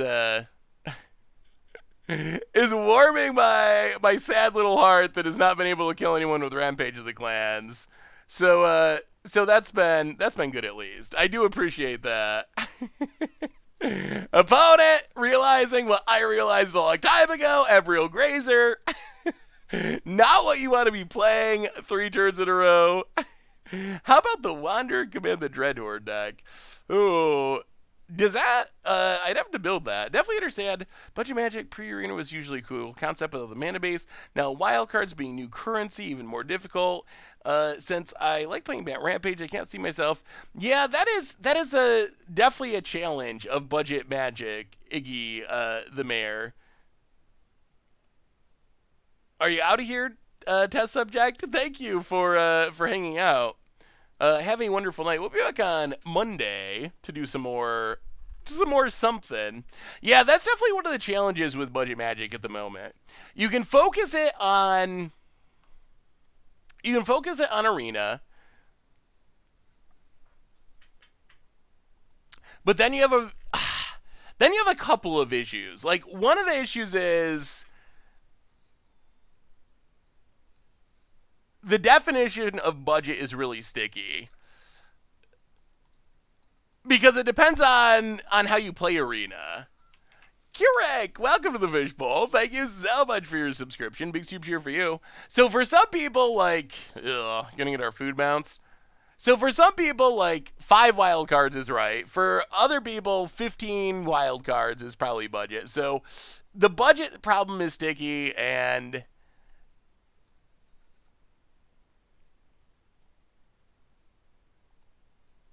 just if the budget is low, finding enough decks to actually make it work is pretty challenging. But I do think it would be something that I should try to find a way to incorporate more. I just don't know exactly how to do it. The power level is so high with the best cards in Standard that it's a tough world. It's a tough world to be playing decks with like 4 or 5 rares for the most part. Like I said, like there's usually a couple each season that you could play, but as far as like brewing decks that are competitive on that budget, and that I guess the other thing would be like playing unranked. There's not really a good way to play casually on Arena, and Magic Online's the same way. So there's not a way to like simulate I'm playing for fun on my kitchen table. So if the power level's a little lower, that's fine, because you're matched up against Teferi and Nissa and Fires of Invention and so forth. So you got to be able to compete with those decks to actually like have a shot. But against it says, well, yeah, second food. Draw some cards. Yeah, this looks familiar. I feel like we've seen this on repeat all night tonight. Get a Teferi, Ramp, Nissa. I swear I've seen that before. What about starting a brand new account every time there is a standard rotation to show people how to get a collection for free? That could be a cool idea, Doug. 1, 2, 1, 2, 3. Ugh. Well, alright. Wicked Wolf. And that's one of the things I think even outside of budget decks, I think one of the maybe the unintended consequences of Wizards' power creep plan that they've been executing is it's just really tough to have decks outside of a handful of decks playing the really push cards. It's really hard for the rest of those decks to compete. Like that is kind of like I think an unintended consequence. All right, there's the Wrath. Sure. All right, let's switch it up and play something different. Sadly, as much as I wanted this deck to be sweet, I don't think it's lining up with the meta at the moment. It's just all Wraths and all Teferis, and Wraths and Teferi is pretty good against our deck. So I guess we gotta find something else to play. Send you an email with Elemental Mirror March deck you got to Platinum with. Ooh, awesome, Shoal Boofer. That sounds super fun. So what should we play, chat? I really like the Grixis Sacrifice deck. I think creating an environment where players have to drop cash to compete is an intended consequence. Yeah, but you could do that without making players play one of like 4 cards. Like that's my gripe. Like Magic's always been an expensive game, but I kind of feel like if you're playing current Standard, you got to be playing like Teferi, Fires, Embercleave, Edgewall Innkeeper, I guess, might be on that list now. But there's like a really like short list of really push cards that you kind of got to have in your deck for the most part, I think, to really be competitive. Cleves, welcome to the Fishbowl. Thank you so much for your subscription. Big soup cheer for you. This is a deck we played on Budget Magic, just kind of all in Perforos. Just trying to ramp into stuff, put things into play with Perforos. I mean, when it works, it's really sweet. That's for sure. You get some really fast dragony kills. I don't think we're going to go blue-white control. Abzan Enchantments. Ooh, I don't know if I have a... This was the deck we had for today's instant deck tech. Mono black and historic. Maybe we'll historic at some point. So far, whenever I ask people about watching historic, everyone says don't play it. I don't want to watch. So that's been a bit of an issue. Yeah, this deck is also pretty janky, but it can do really cool things when it gets going. It's trying to like get Kenrith along with Wilderness Reclamation. And then you can do some really sweet things with Woe Strider. You can keep sacking things, reanimating them to like protect Kenrith, make it to the mana with Nyx Room Agent. I don't know if it's good, but it goes big, and when it actually like does its things are pretty spicy. You want to see the Kenrith deck? I'm fine with trying Kenrith Reclamation. Like, I don't know how it'll go as far as winning games, but hopefully it at least does some spectacular things. Yeah, I don't think we're gonna do historic yet. Maybe we'll do a historic stream at some point and just see how it goes as far as people watching. But so far, whenever I've done polls or even just talked to people, everyone just says no, don't play historic, which is weird because then I talk to other people and they say that historic is really fun.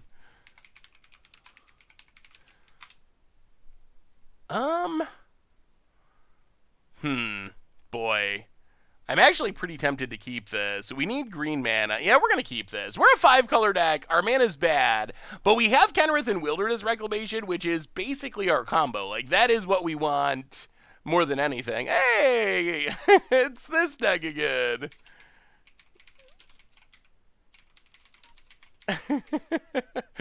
Oh, doesn't anyone play... maybe it's also an issue with Arena and how the economy works. Like, once you get a deck and you have the expensive cards, you just keep playing that deck. Any chance for Momir tonight? Not tonight, the Pixel Jedi, because we're playing Arena tonight, and Arena doesn't have Momir as an option.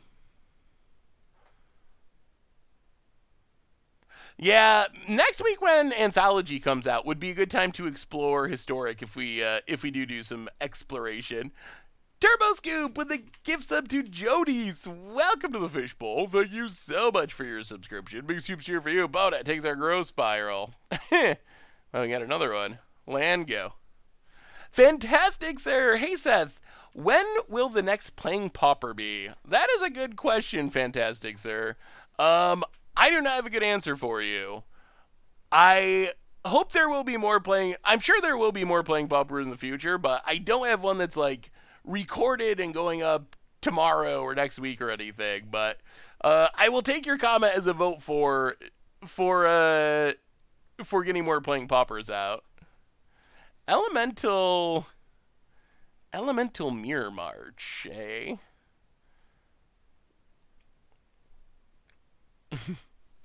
I mean, that definitely looks sweet if you can win some die rolls, get a lot of Risen Reef triggers. My only downside with playing decks like that is I got no luck. No luck at all. It's actually proven. We've been keeping stats on Commander Clash, and I am the worst at winning die roll, at winning coin flips. Like, I can't do it. I don't know why. Hey, thank you for those to Melo Dino. Alright, we found some green mana. We will discard Cavalier of Dawn and Watery Grave. Untap. Well, I mean, we gotta go for it. Do you have a counter? Alright, resolves. Do you have a Assassin's Trophy? Alright, well, we have Kenrith. We have Wilderness Reclamation. We're getting close. Had someone rip like 8 or 9 Mirror March. Yeah, Mirror March is hilarious when it works. When you win your coin flips, it's ridiculous. I just don't have much luck when it comes to winning coin flips. I don't know why. Like, I don't know why. It's not a skill that I have for some reason. Well, let's cast things. Charming Prince to the bottom. Ooh, another Wilderness Rec. Well, Here comes Nissa, which is bad. Opponent hits us. Ooh, Woe Strider. We're really close to our... All right, so here's step one. Play Kenrith. So we can kill the Nissa. We might have a shot here. We play Kenrith. We play Temple Garden. We need Kenrith to stick for like one turn. We get to untap all of our lands. End of turn, before our opponent gets to untap. Kenrith. Reanimate. Cavalier. Killing your Nissa. Kenrith's Reclamation Project. All right, this is what the deck wants to do. Here's a list for Historic I could not open before. Let me see Leo's do. This is a synergy that the deck is going for. It comes back. Boom. Nissa. See ya. No double mana for you. Pass the turn. We can still get Casualties of War, which would be very brutal here because we lose our Kenrith, but we're getting close. We have the Woe Strider. Oh, that looks like Casualties. That's definitely a Casualties incoming. The best beer March I had was 6 flips for Gatebreaker Ram. Yeah, that does sound like the opponent would be super dead. Ooh. That looks, the Historic deck looks super sweet. Gitrog Monster is definitely a really fun build around. I do love Gitrog Monster. That is one of my favorites. We have a donation for, oh yeah, there's Casualties. Unfortunate. Yeah, it's a good card. Well, we will,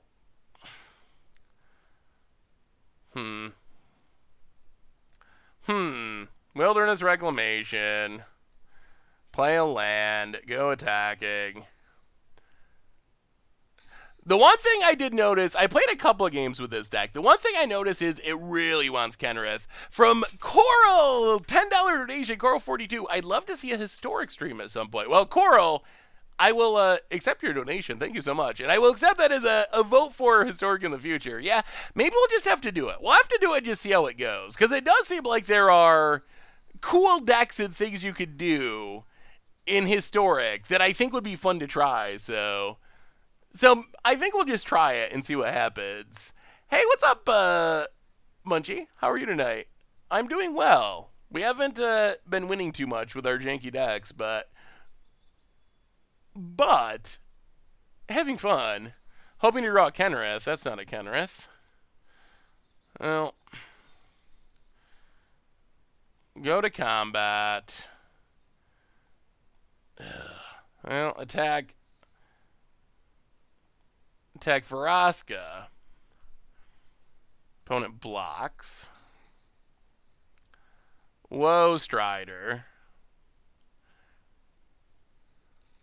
Oh. Give us a Kenrith! Give us a Kenrith! Opponent gonna crack.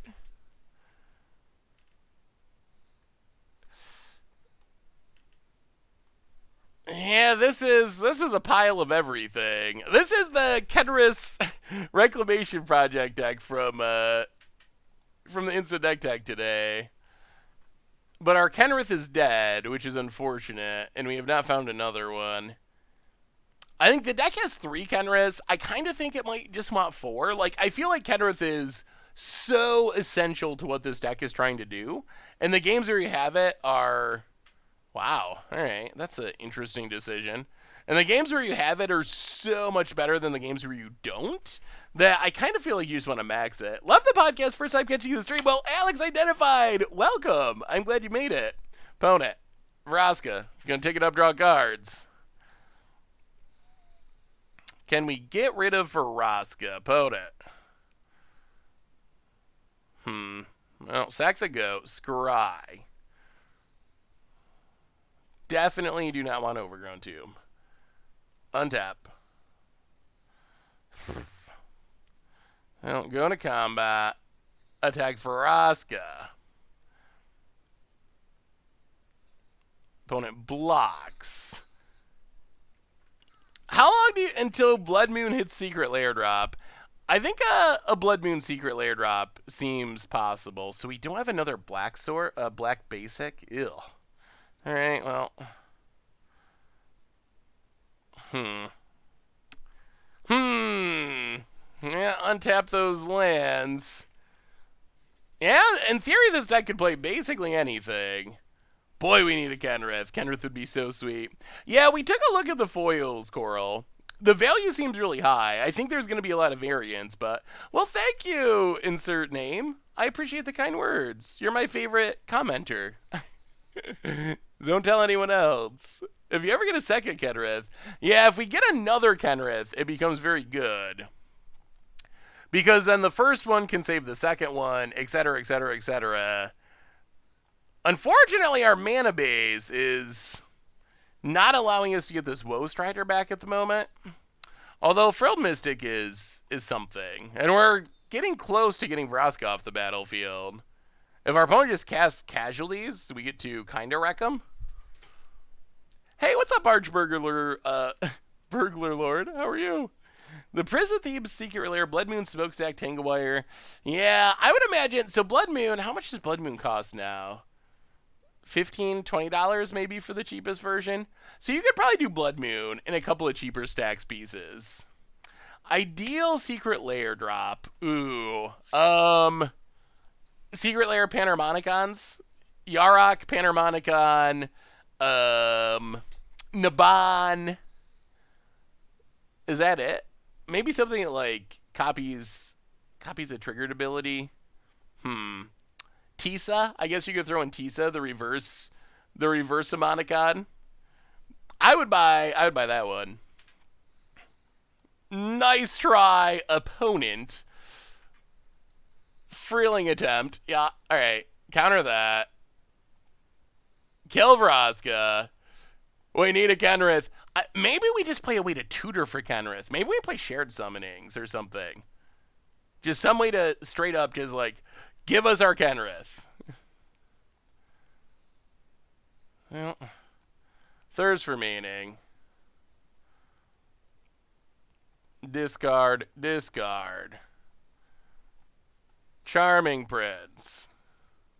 Scry. Oh, bottom.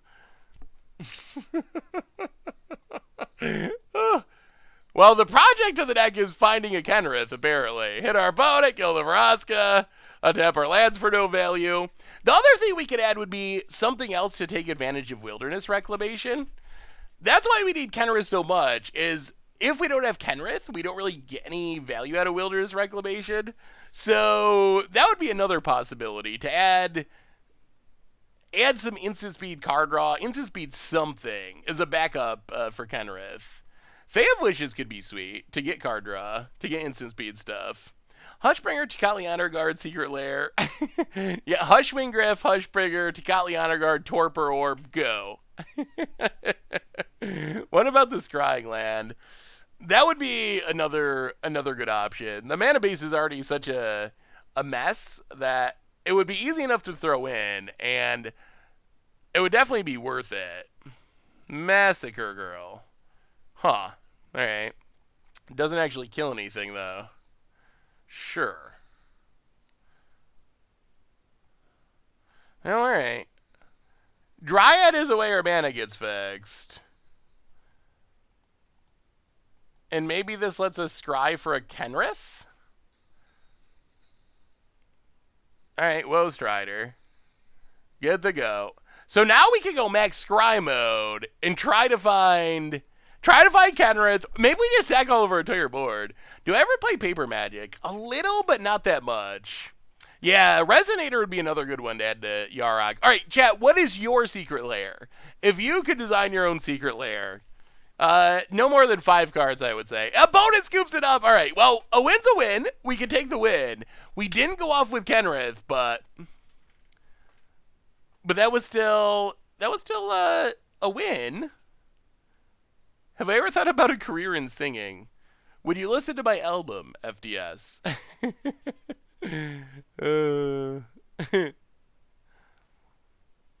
I had completely forgotten what Castle Garenberg did till you run into someone playing it. Not a bad card. Yeah, we could definitely improve the mana base in this one, I think. And the sideboard is interesting. Thassa's Intervention might be fine. Like, just main deck Thassa's Intervention to essentially tutor for essentially tutor for Kenrith would be good.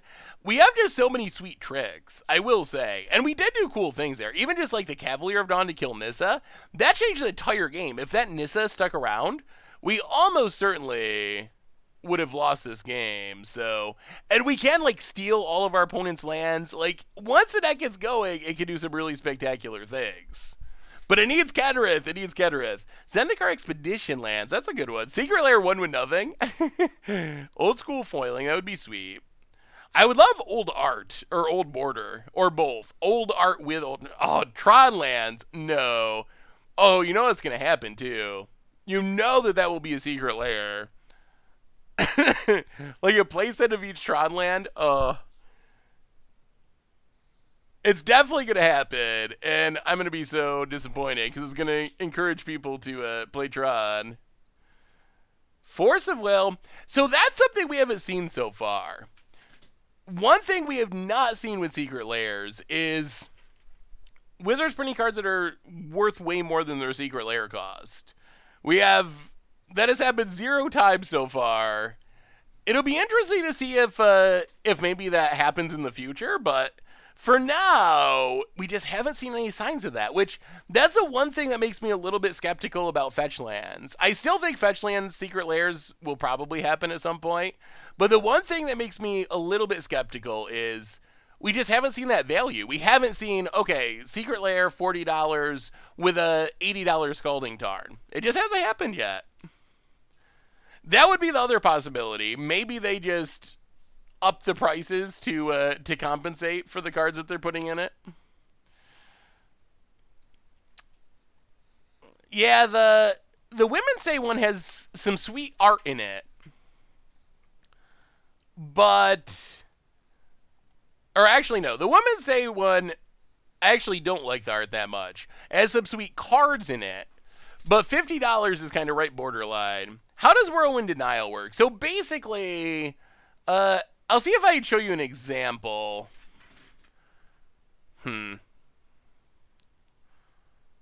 So basically, if you just cast it on a spell like that, it's essentially just a normal counter spell. Straight up normal counter. Cavalier. Alright, let's go full control. Let's Temple. Oh, there's Kenrith. Alright, since we drew Kenrith, I don't even think we Thassa's Intervention. We were going to cast a big Thassa's Intervention to find Kenrith, but that's fine. But yeah, like, if there were 2 things on the stack, like when Uro came into play, there's Sacrifice Trigger, Draw Trigger, it would counter both of those. Or if there's a huge counter war with a bunch of triggers on the stack, it's basically going to make you pay 4 for everything that's on the stack, essentially.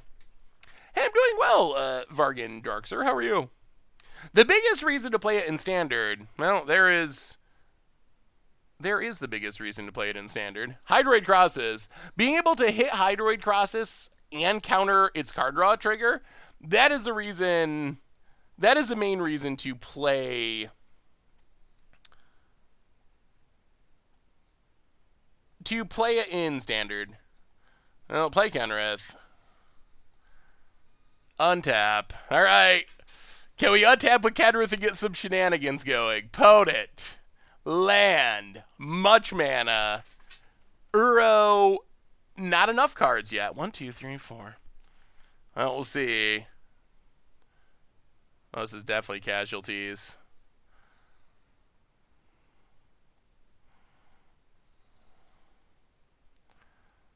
Well, we gotta try.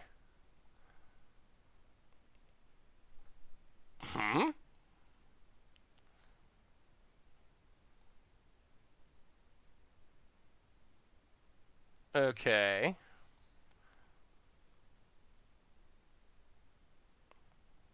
Please resolve.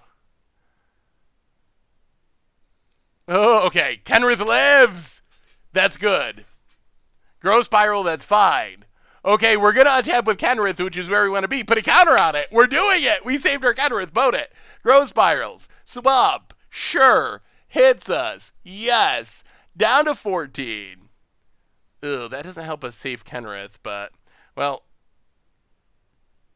1, 2, 3, 4. Kenrith, draw a card.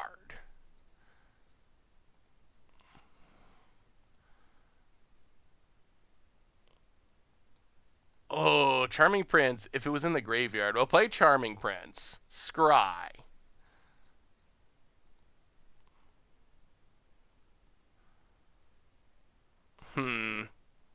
Okay.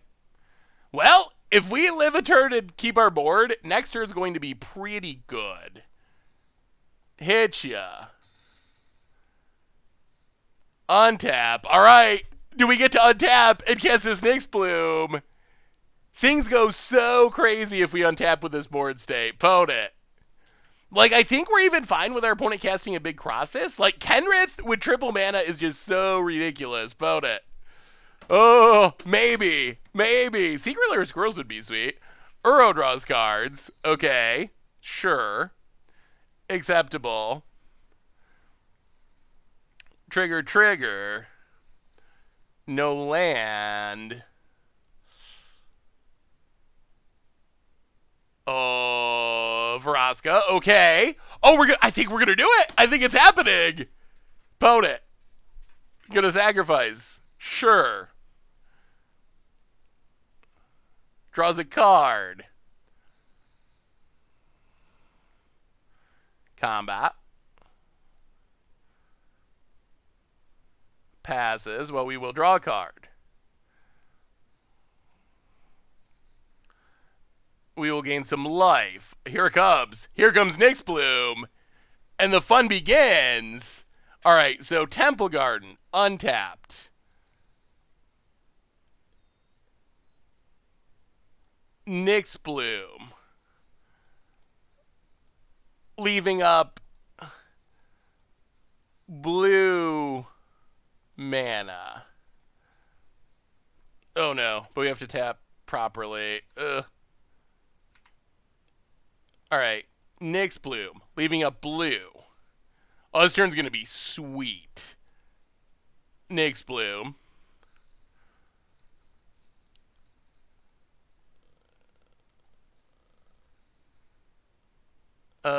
Thirst for meaning.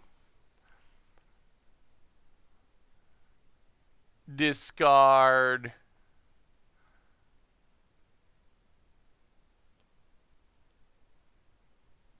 Dryad Cavalier. No attacks. Untap.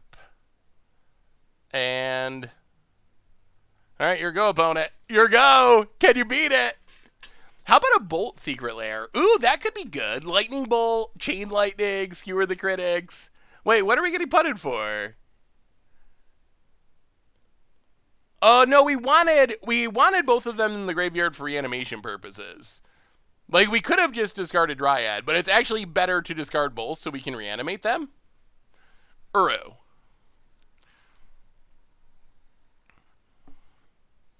Yeah. We want them in the graveyard for Kenrith, instant speed. Sure. This is where we really want, like, a Frilled Mystic and Woe Strider. We can, like, lock our opponent out of interacting with us. That's where the deck gets most exciting. We can just draw cards, though, to try to find it. And we can instant speed, reanimate Cavalier to blow something up. So we're in fine shape. All we're missing is protection for Kenrith, really.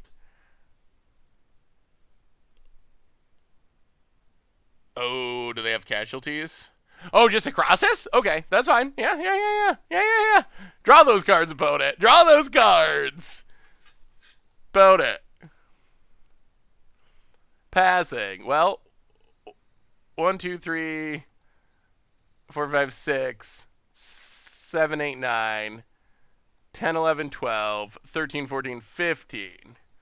Draw a card. All right, land, draw a card. This is where the deck gets nutty. Ooh, thirst. Okay, draw a card. Oh, lock. We can never lose. Okay, to damage. Thirst. Discard a Kenrith. That is good. And then Reanimate, Dryad, untap, more Dryads. Well, Fabled Passage, crack Fabled Passage. Oh, we don't even need to crack it. I guess we still should. Crack Fabled Passage. Here we go, here we go. Hey, thank you, Pretty Green Buds. You're my favorite. Keep up the content. Thank you so much. I want to see you play some blue-green Boggles in Pioneer. I'm down with boggling in Pioneer at some point. Well, let's draw a card. Draw a card.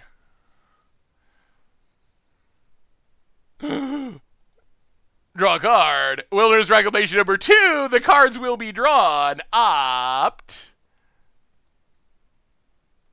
Yes. Grow Spiral. That's a ritual. We will keep it. Grow Spiral. Land untapped. Thirst for meaning. Oh, discard. Yeah, we'll discard Dryad. We get to play 2 more Wilderness? Oh my god. Okay. Good turn. Good turn. Wilderness Wreck. Wilderness Wreck. And Thirst for Meaning. We are going off. Discard Nyx Bloom. Oh man, the mana's increasing. Play a Plains. Pass the turn. End of turn. Oh man, end of turn. Okay, wait, no attacks. End of turn. Get some triggers. Float a mana. Untap. Oh, this is gonna get so bonkers. Can we just kill our opponent here? We might be able to. Like, how much mana do we have, chat? How much is it? Get back Nyx Bloom. Opponent has 33 cards in their deck. Well, float everything. 9, 18, 20. How much mana do we need? Someone do the math. 27, 36, 45, 54. It's gotta be. It's gotta be. This has gotta be lethal, right? Kenra's Reclamation Project coming through. Opponent, we're gonna be kind to you. I say you draw a card. Yes, I'm sure. Draw a card. Yes, I'm sure. Draw a card. Yeah, still sure. Stop asking me every time. You would think Arena would get the hint eventually. After like the 3rd time, it'd be like, oh, they really are trying to target their opponent. Yeah, Arena. Okay, opponent scoops it up. That is the Kenrith Reclamation Project. And that was pretty spectacular. Whoo! That's what the deck can do. That is what the deck can do. Leyline of Anticipation would be awesome in this deck too. Whoo! Well, that's that was fun. That was fun. Oh. All right, so that's your deck, David, from the Fishbowl Thursday deck tech today.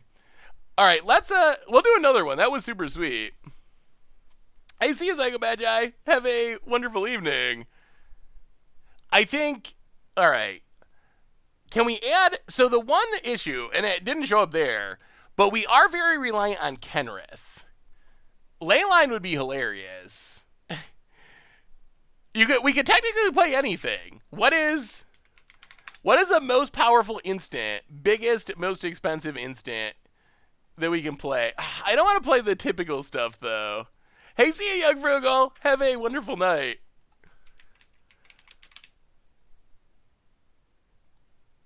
Castle Vantress does seem good. This mana. The mana of March.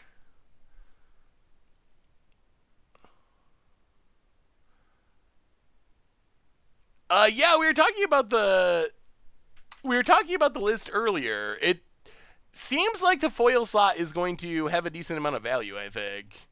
All right, instant. Rare mythic. All right, what can we play that's insane? Intervention. I do kind of like Thassa's Intervention in the main deck. What would we cut is the other question. Like, is there... I kind of feel like we probably want... We probably want more Grow Spiral, actually. I think Grow Spiral is probably just better than Opt. Go down the Opt.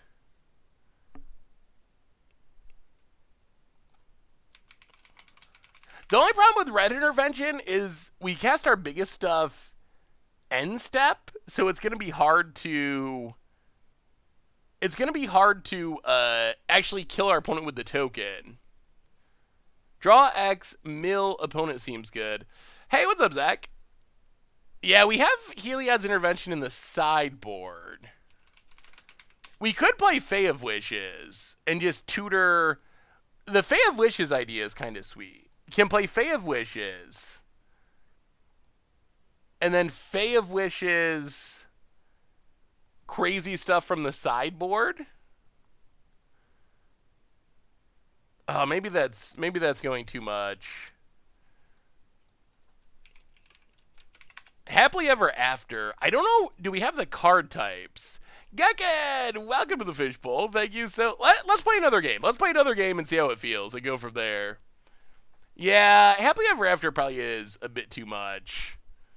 Well, let's just give it another run with no huge changes. My office moved us to full-time remote, so I'm back home for the next few weeks. Sterling working in office. Ooh, that's sweet, Zach. Working from home is nice. I enjoy it at least. How's night gone for us? The deck building. We're in deck building mode. Yeah, we've been all over the place playing jankiness. All right. This seems fine-ish. Relatively. Cavalier bottom. Well, we'll see. Lean and hard on this Dryad. But maybe Dryad will be enough.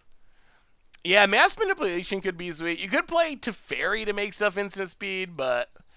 I did not keep the one-lander, chat. You should be proud of me. I did it. I shipped it just for all of you.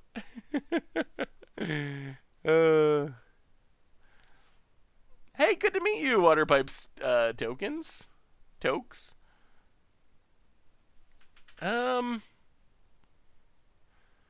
I guess we just crack it for green. Grab a green source. Alright, land is fine. Land go. Pass a turn. Yeah, I think... It might be the name. I think it's Seth Manfield who also does not believe in mulliganing.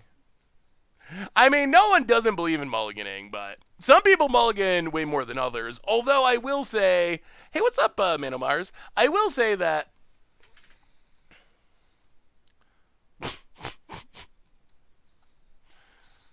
Alright, that's the thing that happened.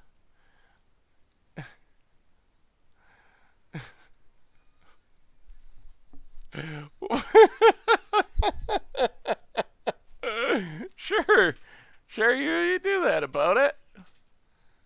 Oh, all right. Well, and that's a game. That's a game. It's so janky and questionable, but it worked this time. We draw nothing. There's for meaning. Discard some cards. Charming Prince. Yeah, alright, sure. Well, yeah.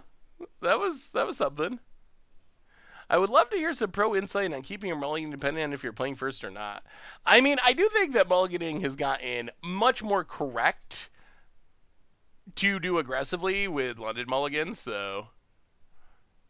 Yeah, I mean, when you put Hutchbringer Crocs in your deck, that is what you dream of. Like, that is exactly what you were hoping and praying for. So, cool to see our opponent's deck do a thing.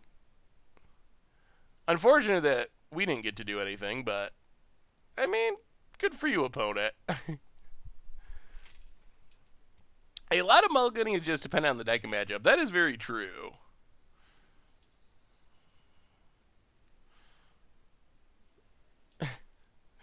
They probably have Clackbridge. Yeah, they could. Well, I guess we'll keep this. Sadly, Hushbringer is actually, like, kind of good against us. All right, opponent doing the aggressive mulliganing for their combo, quote-unquote. Temple Garden, go. Yeah, we don't have much removal. If there's a major downside to this deck, it's that it's not a very removal-heavy deck. Well, Charming Prince. Scry. Alright. Well, pass the turn. Swamp. Is our opponent really just gonna mulligan into their combo again? Is that where this is headed? Hit you. I got a feeling. That's what's happening. Okay, Bone Crusher. Alright, so no combo. I'll crack this. Grab an island. Oh, thank goodness. That was a little scary. About it. It's us. Blastode could also be a good option. Well, Fabled Passage. Crack it. Swamp. Legion's End.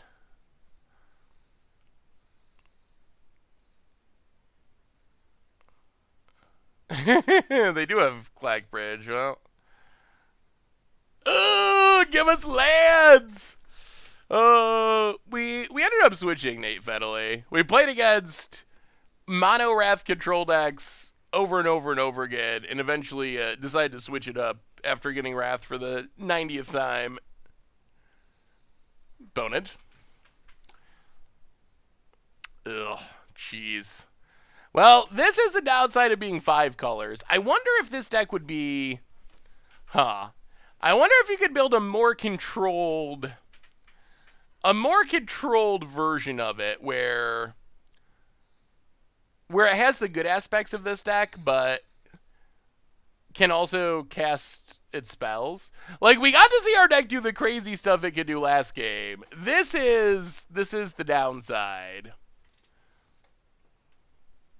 I mean, I guess we gotta let our opponent start drawing cards, or we're gonna die. Bone Crusher, sure. Well, that is a land. Cavalier. We need blue mana. Kill Clackbridge. Yeah, this does look like a deck that Crim played, I think. Pass the turn. Yeah, Legion Den is a good Crocs answer. Pote it.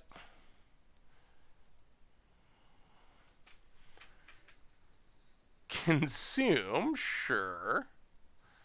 Gets in. Well, I guess we block. Drop to 6.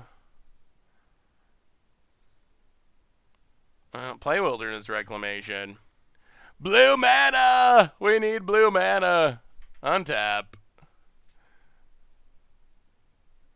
Land.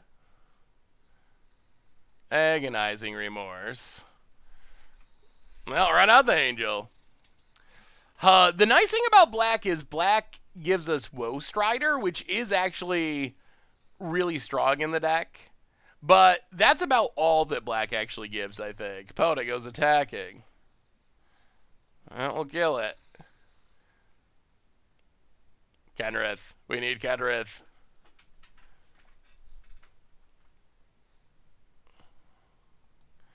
Well, play Dryad.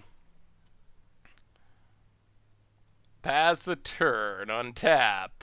Oh, yeah, blue Leyline would be sweet in this. Oh, really? Alright, well, you could start drawing cards. Yeah, you can see the downside, like, without Kenrith, we just don't do anything.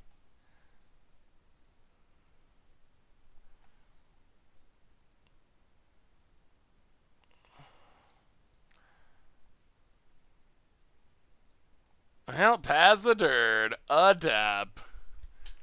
Yeah, we got goats for days.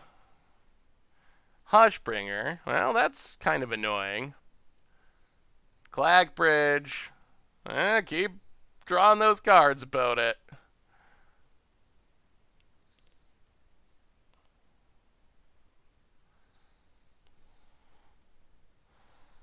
Well, that's the downside of letting our opponent draw infinite cards, is they will draw things eventually.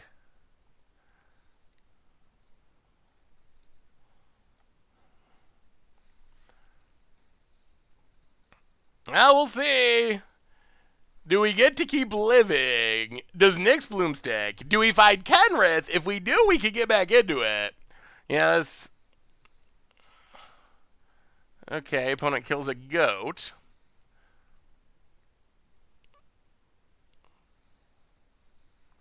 Cast Bone Crusher. Well, we got to sack the goat. This is going to be interesting. Sack the goat. Opponent gets to draw. Opponent hits us to 2. All right, Kenrith. Kenrith is what we need. Please tell me you didn't drop deck another removal spell. Well, that does it, unfortunately. Jeez. Oh! Well, if you keep drawing enough removal, you can play however you want, and it's likely going to work out.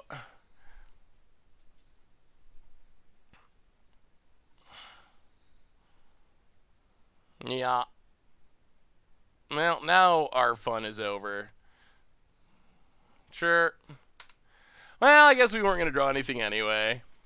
Yeah, Angel just gains us life. Well, that was interesting. So, I mean, I guess it's good you get to see the bad of the deck with the good. This, to me, is a deck that it's really sweet when it goes off, but it's also 5 colors and has a tendency to lose horribly in other matchups. I swear, Arena 1 player just gives them everything sometimes. I mean, our opponent was drawing a lot of cards. It's a little unfortunate. I don't know how much removal's in their deck. Maybe they're just playing a ton of removal spells. Oh yeah, if I had Escape, that would be sweet to be able to eat an attacker. Yeah, I think having more ways to take advantage of. Well, this is interesting. Well, I mean, we'll keep this. We have a Kenrith, that's good. More ways to take advantage of the mana would be good. Do we want to add another Kenrith? Maybe. The problem with Kenrith is it's legendary. It might be better to add other ways of benefiting from having a wilderness reclamation. Like the Thassa's intervention was ideally something like that, where hopefully we can find our Kenriths more consistently. But the deck is already really clunky, so I think the risk of just getting like 3 Kenrith hands is probably a reason not to just like play all the Kenriths, all the actual Kenriths, but more ways to find our Kenrith, I think is good. Yeah, the deck might want some sweepers in the sideboard. Dawn of Hope could be interesting. Yeah, Brazen Borrower, I think more interaction could be helpful. We can do really powerful things once we get going and get like Kenrith and Wilderness Reclamation and Woe Strider and sack all of our stuff and steal all your lands. Like once it gets going, it's really strong. But getting going can be an issue, especially with our 5-color mana being a challenge in some hands. Spark Double, yeah, but that doesn't really help us if we don't draw the initial Kenrith, unfortunately. But having a bunch of Kenriths on the battlefield would be sweet. Wilderness Rec Winter Orb would probably be... I wonder if that could actually work in Legacy. I mean, I assume you go into blue and play Force of Wills and stuff. It probably could work. I think... Or maybe just probably Stasis. Maybe Stasis is the way to go. Stasis might just be better, actually. That would work, right? Stasis would untap all your stuff so you could keep it going. The problem with Winter Orb is some decks just don't care about having many lands, but Stasis is a pretty hard lock. That actually sounds fun. I don't know if our opponent's actually playing us this game.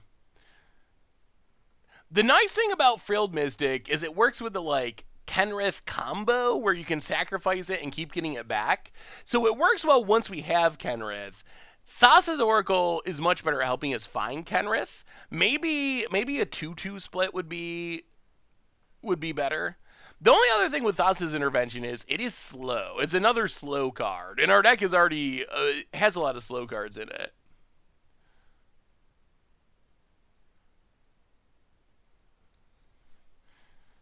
All right, opponent off to a slow start, quite literally.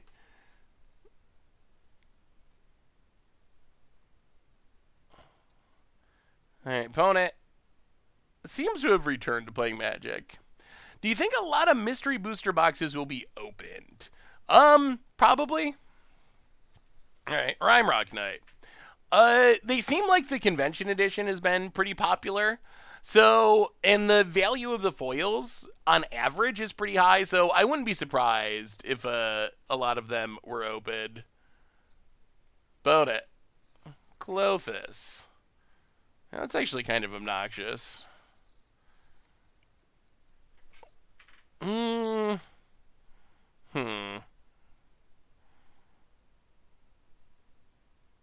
Hmm.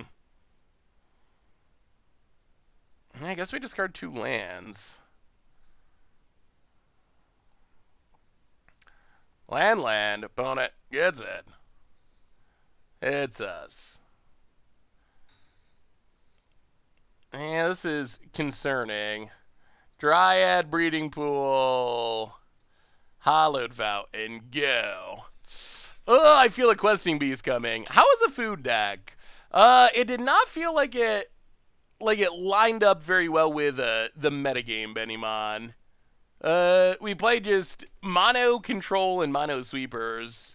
So, and it didn't feel like it actually had a very realistic chance in those matchups.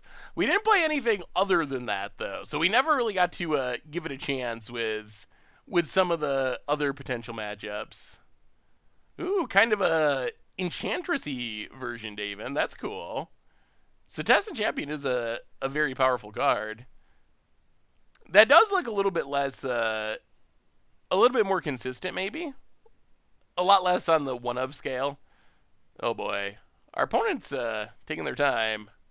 Taking their time with Gruul Aggro. I've been working on the deck since the version you showed this morning. That's sweet, David. I mean, it's definitely a really fun idea, and it does some really cool things when it gets going. The good games are, like, super fun. Opponent gets in.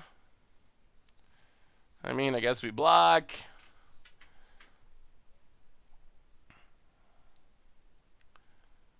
They can't Ember Cleave. They can, like, Bone Crusher?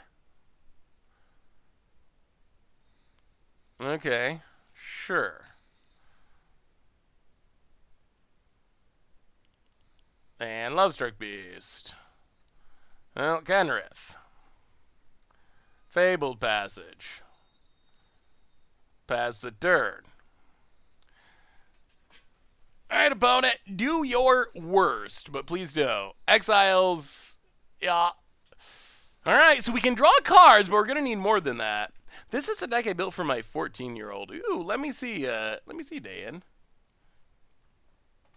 Torbrand Group Slug. Torbrand is a pretty brutal commander, and it looks like you got most of the brutal cards in there. It is kind of a neat play style. How you could just like play your Furnace Harass and Mana Barbs and Pyrohemia and not even really have to attack at all. Just kind of drain your opponent out. Do you like the mono green Walker's deck in Pioneer? I haven't really played it much. Put it. Yeah, our opponent might. Is anyone really good at stream snipe at just a random ladder match? I mean, I guess maybe. All right, Love Struck Beast. And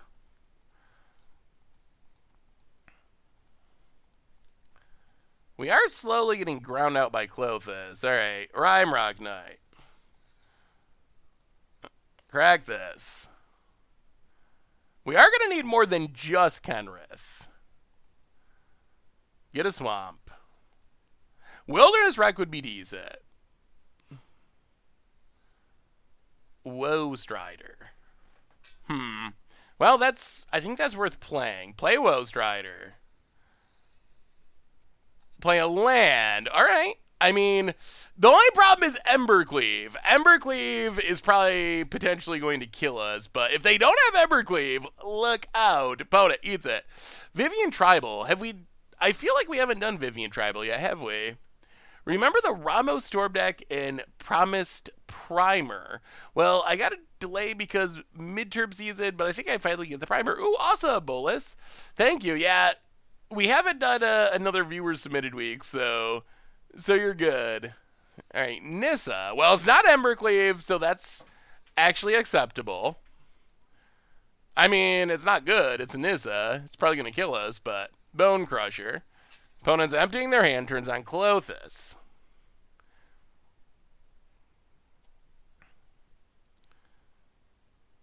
And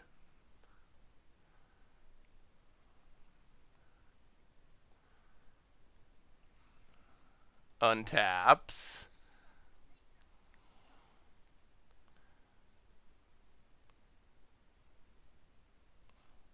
Combat. Opponent passes? Alright, well, Thirst for Meaning.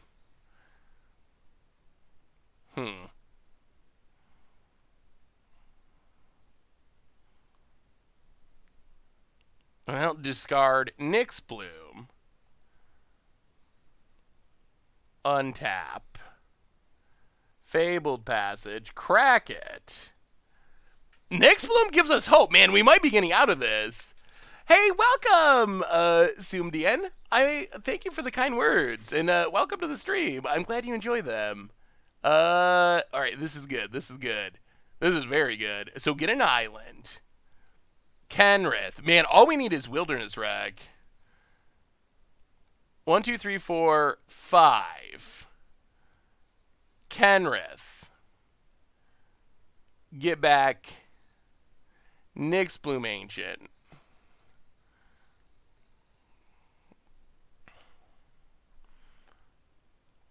Nine mana.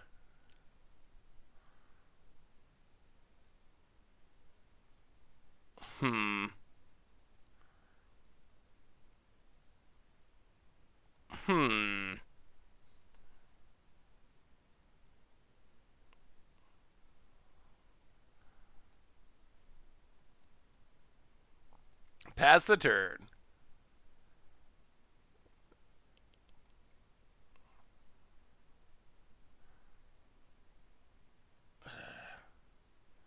When does this trigger? Beginning your pre-combat main phase. Alright. Alright, so Clothis triggers.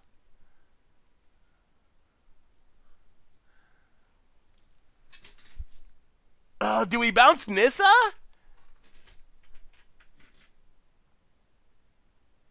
Alright, we'll let it go. We get drained.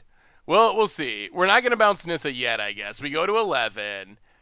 Embercleave could still jank us out. Yeah, the question is, do we have to get Nissa right now, or do we wait? I think we're going to wait just because of Embercleave. Opponent turns on a land. One card in hand. Combat. And this can also surveil stuff in the graveyard to reanimate, which would be good. We might be getting there. Yeah, Clothis is becoming fairly popular in Modern. My 5-year-old daughter, Juliet, says hi. She says, tell you she likes watching your videos. Well, Juliet, thank you for watching my videos, and hello to you, too. I appreciate it. Thank you, thank you, thank you. That's awesome. All right, we block here. Block here. Block here.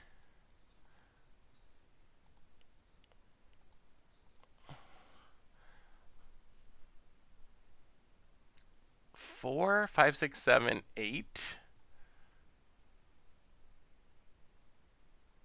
Um.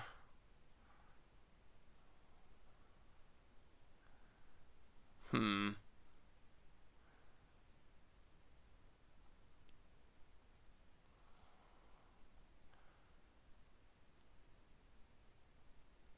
Okay.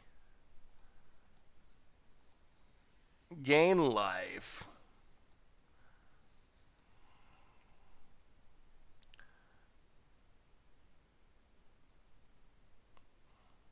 Dream Eater.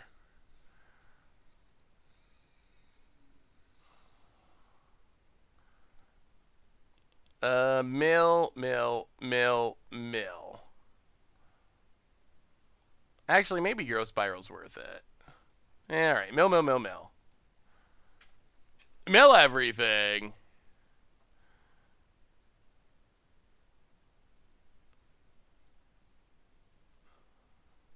Bounce Clothis.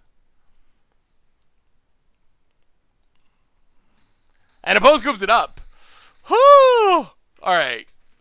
The way our opponent was playing, it did seem like they had... It was pretty clear they didn't have Embercleave. Just the way Arena was reacting, so... I felt safe doing it that way, and then once we untap, we're super good there. If you bounce this before damage, you turn off Clothis. I was thinking about that, but then our opponent, yeah, that's what I was stuck on. But then our opponent just replays Nissa immediately and turns on another land, so it doesn't actually feel like it offers that much value. Well, all right. Time Wipes in. Huh. Time Wipes in. Thassa's Intervention in. 2 Frilled Mystics. Go down Cavalier of Gales. And go down, I guess, Dream Eater. Run it like that. We didn't see that many cheap things for Legion's End. Yeah, I'm not sure why our opponent scooped there either. It seemed like they were definitely in the game. Why gain life when we draw cards? I know, that is always the issue. I tend to kill myself drawing cards when we should be gaining life. Yeah, this is okay. This is actually decent, as long as we hit land drops. Any card with a pip would have turned off Clothis since they were exactly enough devotion. Yeah, well, let's see how aggressive our opponent is. We might regret not bringing in Legion's End. 2 or less is just not that much. Yeah, Charming Prince is good. Hey, see ya, the Pixel DJ. We'll be back on Monday. Thanks for hanging out. Have a good weekend. Ooh, Clover time. Yeah, that is a bit of a concern. Now, Breeding Pool, go.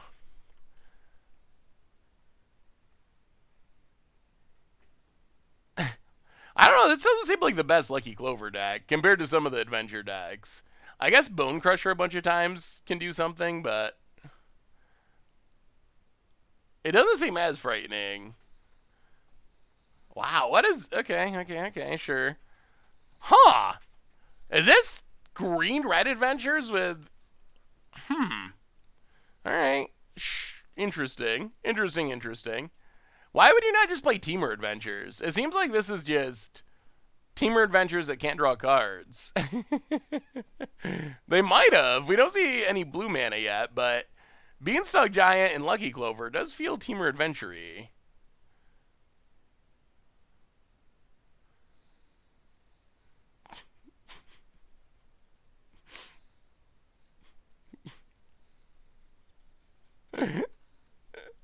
You do that, opponent.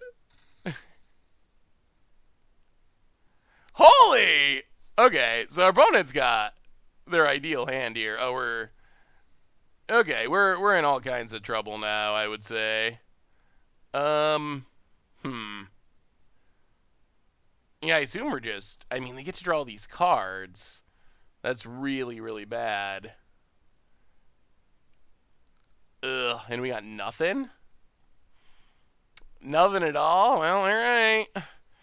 Sad Dryad, Tapland, go.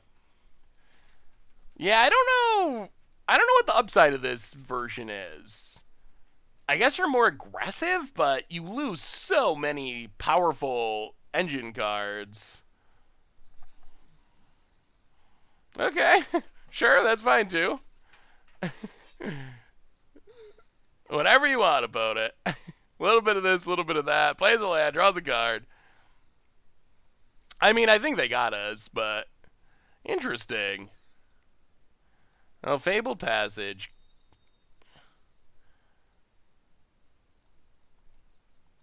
Yeah. Cavalier. Kill Questing Beast. We'll fight the good fight. Pass the turn. Yeah, I guess. I don't even know. Killing Edgewell Innkeeper does seem important. So maybe we got to bring in Legion's End, but yeah, it's looking really bad. Lovestruck Beast. Yeah, if Edgewell Innkeeper just sits out, it always looks bad. Of Grotto SG for the 36, not 36 month, 3 month. I saw the 36 below. Well, 36 or 3, it's all very much appreciated. Welcome back to the Fishbowl. Thank you so much for your subscription. Big soup cheer for you. Hey, thank you so much, SG. Opponent Clovis. Oh, they're just going off. Passes.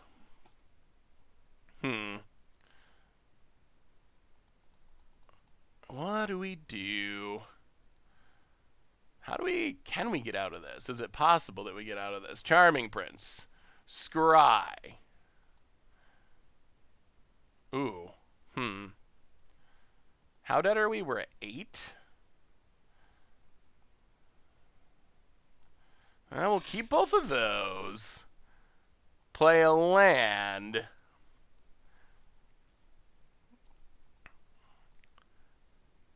We get to Wrath, but is it even going to be enough with... I think we're just dead, right? Our opponent's board is so big.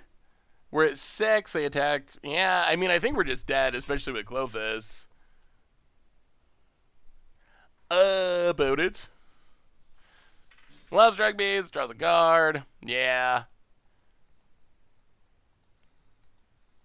Yeah, opponent has some stuff that's pretty resilient. Do you swing with everything? They do. Alright, sure. Opponent figured it out. Ugh. Yeah. Oddly, I don't know what's going on with our decks. We play the food deck, and we played mono counterspell control, and now we play this deck that would actually rather try to grind with, like, control and mid-range, and we play against aggro. So Smothering Tithe is a better-than-average combo piece that has potential. It's not been in pretty two okay decks. Maybe Modern take with it. Ooh, that could be sweet, SG. The only challenge I think in Modern is so much faster.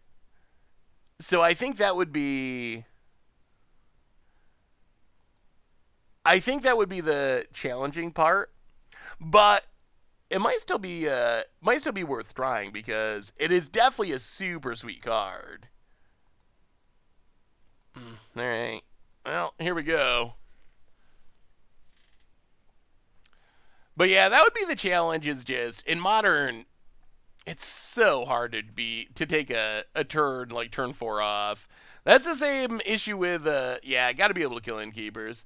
That's the same issue with like Panharmonicon in Modern, and we have played Panharmonicon decks. Yeah.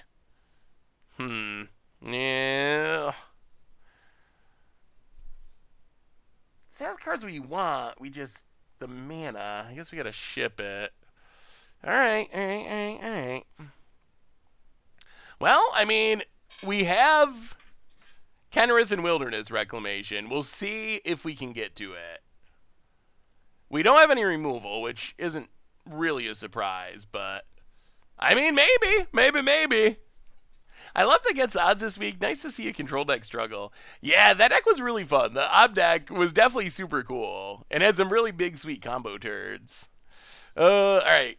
Fabled Passage, go.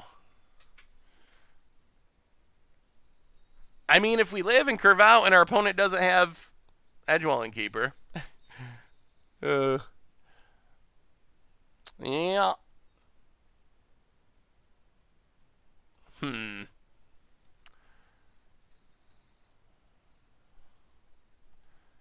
Well, Edgewell Innkeeper is an issue.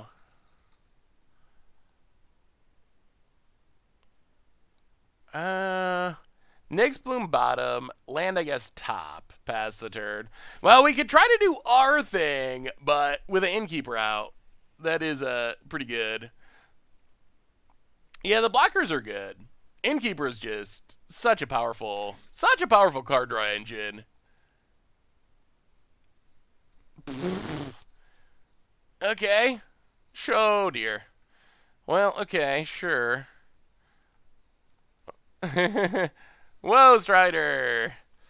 Oh, but everything our opponent has draws 2 cards? Yeah, that's going to go bad. Hit our opponent, pass the turn.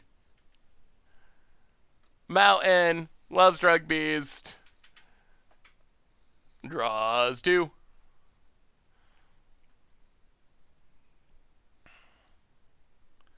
Opponent. Well, sack the goat. We got to find Legion then, I think. Yeah, to the bottom. Wilderness Reclamation. Yeah, I mean, we got our value maybe sort of kind of coming, but our opponent's got two Innkeepers. Do you think they'll go back to New Phyrexia next year? I think we'll go back to New Phyrexia eventually. I don't know if it'll be next year, but I think eventually we will. I think it's a pretty popular plane. Phyrexians are popular. A little bit worried about the artifact world thing.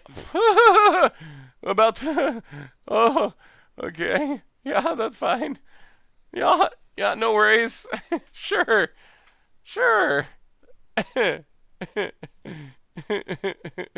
Thank you, Indiger. I appreciate your blessing. Hopefully it comes true, because there's no way. As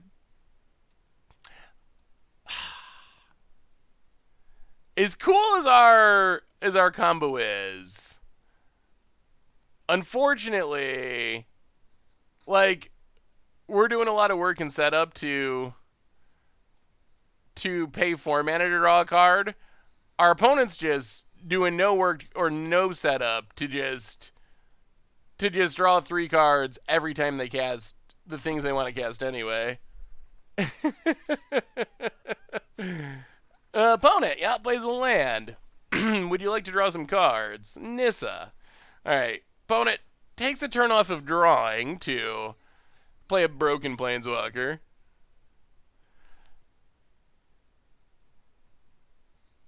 Yeah, Innkeeper's strong. Yeah, it does. I do not enjoy getting outdrawn, that's for sure. And now with Nissa, a Wrath isn't even very helpful. Assuming we even get another turn. Yeah, we're just... So, I mean, you can see the cool parts of this deck. That it can do really explosive things. We saw that in the first game we played with it. But it's slow, it's interaction light. So, some of the games between the spectacular, super cool combo games, little bit rougher. Does Keeper of Fables work with Morph? Yes. Morphs are not human, so yes, you would be able to draw from Morph's Archburglar Lord. About it. Thinking over their options. Alright. After much deliberation, it's a Paradise Druid. Alright, well, actually, I guess we do it this way. Grow Spiral. Gain life.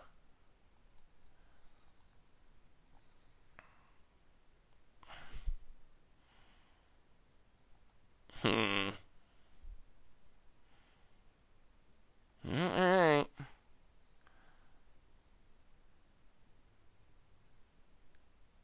Well, we don't have the mana for that, do we? Ha. Well, okay. Wilderness Reclamation. Pass the turn. Float a mana. Draw a card.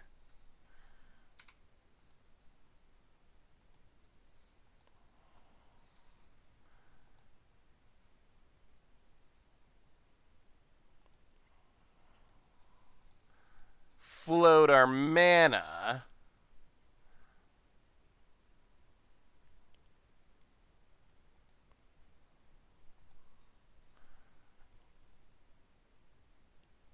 Gain some life.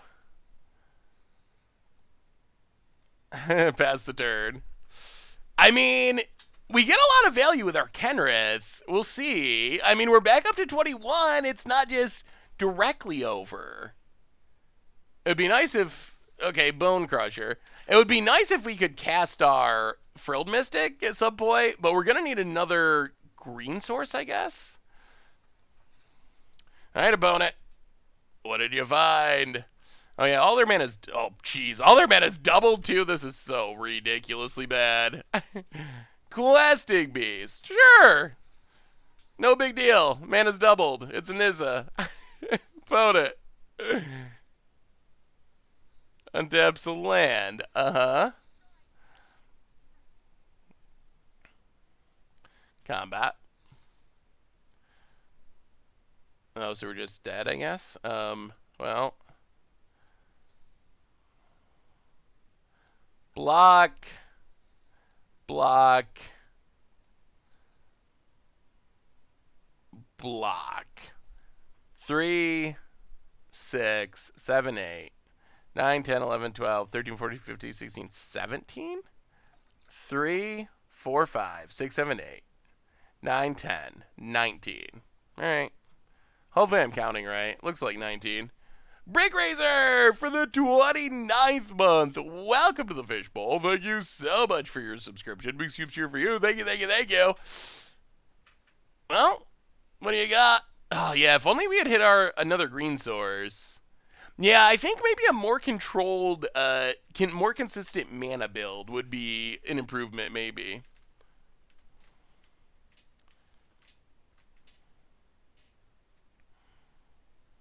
Oh, yeah, I guess, I mean, we probably should have blocked the Innkeeper, you're right.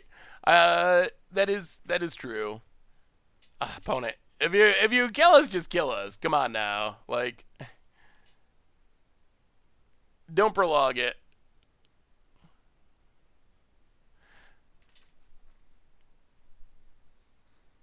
Opponent.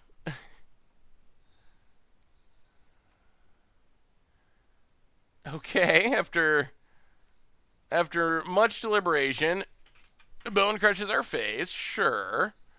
So we have to gain life. We drop to 5.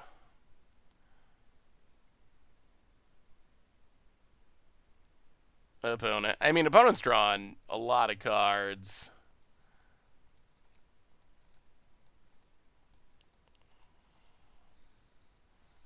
Bone Crusher Giant draws some cards. Ay, ay, ay, ay, ay. Well, so we stayed alive. We do have Kenrith and Wilderness Wreck. You know, Grow Spiral.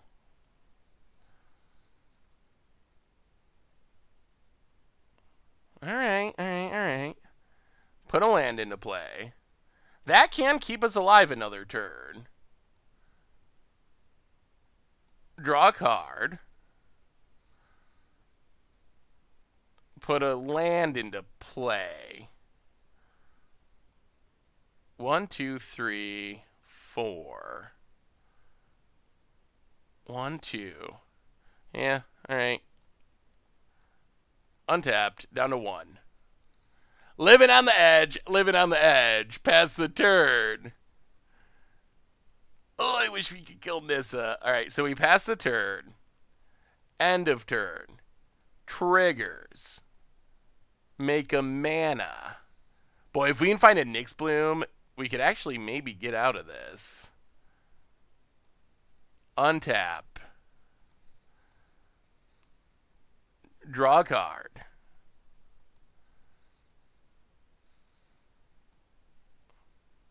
Legion's End. That would be good eventually. Draw a card. Agent of Treachery. Alright. Here you go, opponent. Actually, Bone Crusher is a card that can get us, but Woe Strider, Kenrith, Angel of Grace can keep us alive for quite a while. Because we can keep sacrificing it and reanimating it with Kenrith. So there's a chance. The problem is our opponent finding and casting another Bone Crusher, which 2 are down, but they're drawing so many cards, so they will eventually land for our opponent. Yeah, I mean, the deck has a ton of really sweet interactions. Yeah, this is the Kenrith's Reclamation Project deck that we did an instant deck of today. Domri's Ambush.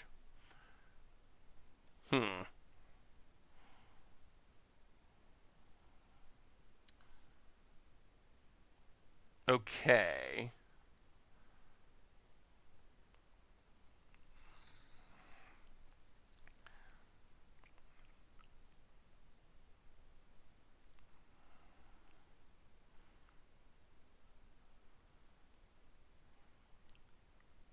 Opponent.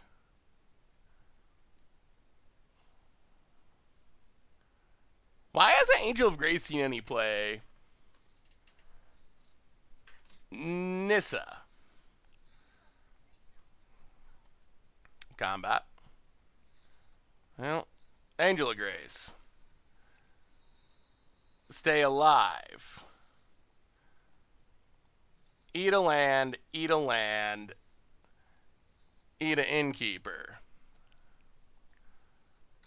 Alright. Opponent's basically out of red mana. Okay. Oh, we need a card. 1, 2. 1, 2, 3. Okay, this should work. This should work. This should just work. Wow, this is ridiculous.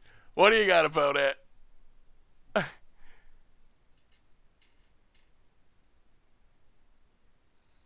Beanstalk Giant. Yeah, that's acceptable. Gets a land. Well, other than getting beanstalked at some point. Yeah, it's a mountain.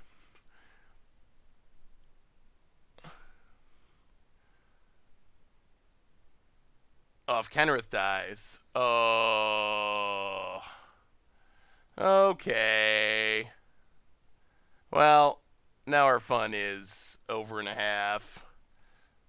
Ugh.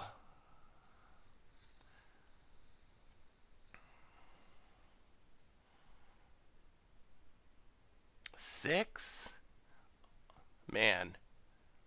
We're actually not that far away of killing our opponent with Questing Beast. Would have been... We had the lock if our opponent couldn't have gotten that red man and killed our Kenrith. 6, 11... So we can 13 our opponent? But that's not lethal.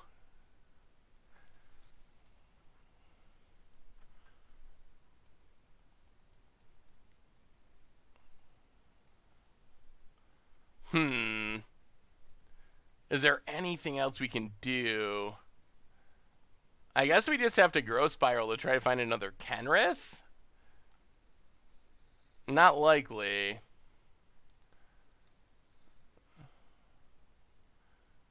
Yeah. Yeah. Alright. That does end it. I mean, the deck is very... Well, we can't re-up the Angel unless we have Kenrith, and our Kenrith's gone. Ugh. We needed like one turn. One turn and we had a chance, but we couldn't quite get there. Well, I mean, that's Kenrith's Reclamation Project. So this is a deck, obviously record-wise, we did win a match with it. We did some other cool things with it. I think it's a deck that's super cool. I really like the idea of it. And the games where you get everything set up are awesome. It does some of the coolest things you could do in all of Standard. Angel's ability puts us up to 10, but our opponent can deal like 100 or 1,000,000. It doesn't have an activated ability on the battlefield, right? It has in the graveyard, you can exile it to put your life total up to 10. So that's not actually a ability that's super helpful there. So this is the deck. It's really sweet. The combos are really sweet. The concerns with the deck, it's pretty slow is one of the concerns. Obviously, we're getting to Nyx Blooms, we're getting to Kenris. So that's one thing to keep in mind. And the mana is definitely challenging. Going into 5 colors, Woe Strider is probably the weirdest card. It is essential. Like, I wish that game would win another turn, so you could see kind of like the lock where we just, I guess you'd probably get a sense of it, where we can sack the Angel to reanimate the Angel with Kenrith. We can do that with counter spells with Frilled Mystic. We can seal our opponent's stuff. It gets way easier once we got Nyx Bloom. So Woe Strider does add value to the deck, but splashing into black, maybe we could just like trim, I don't even know, the black dual lands and just go with like Dryad and Fabled Passage. I don't know. So that's a concern, is the mana base is pretty clunky. But anyway, the deck is really fun. It does really cool stuff. I think it's something I would play for fun and not play to win tournaments with, but the good games are really good and really spectacular. So could Witch's Oven work instead of Woe Strider? So sort of. But what we didn't get to see in our games is, I guess we kind of got to see it in our first match to some extent, but we didn't see it with Woe Strider. But what we didn't get to see is one of the things the deck really wants to do that's really sweet, or can do that's really sweet, is sacrifice the same thing a bunch of times. Like the game where we had 100 mana times 3 with double Nyx Bloom and Wilderness Reclamation. One of the ways we can win from there is like repeatedly sacrifice Agent of Treachery and reanimate it. So 5 mana each time and just literally steal all of our opponent's permanents. So being able to sacrifice once a turn, that would be something, but you do lose some of like the really explosive, over-the-top combo elements where you can sack the same thing a whole bunch of times and do that. But have you played Woe Strider and Tisa? I don't know if we have. I think our Tisa deck was before Woe Strider was printed, but we definitely should. I still want to play Woe Strider and Afterlife at some point, and I like Nightmare Shepherd a lot in a deck like that, but anyway, everyone, I think that brings us to the end of our stream for tonight and the end of our streams for the week. So we'll be back Monday afternoon for more streaming. But reminders, Replay YouTube, that's where you'd find all the old streams. Normal YouTube, tons of stuff coming up on there. Budget Commander tonight, Commander Clash tomorrow, some Historic with Crib tomorrow, playing some Mr. Toad, Gitrog Monster for Much of Brew on Sunday, have an amazing Budget Magic for Modern on Monday. So tons of stuff going on the YouTube channel. And one more reminder that our sponsor tonight is Card Kingdom. And if you need some Magic cards, you can get them over at cardkingdom.com. Even grab a Free Scoops Soldier sticker. Just let them know you want one in your order note. So thank you to them. Most importantly, thank you to all of you for being super awesome, for hanging out, for having fun, win or loss, doing cool things, getting blown out, trying to troll, trying to food. Y'all are amazing. Have a wonderful weekend, whatever you're doing. I love y'all. Seriously, I'm very appreciative of you. So have a great weekend. We'll be back on Monday to have some more fun. So until then, have an awesome night, and yeah, I'll see you on Monday.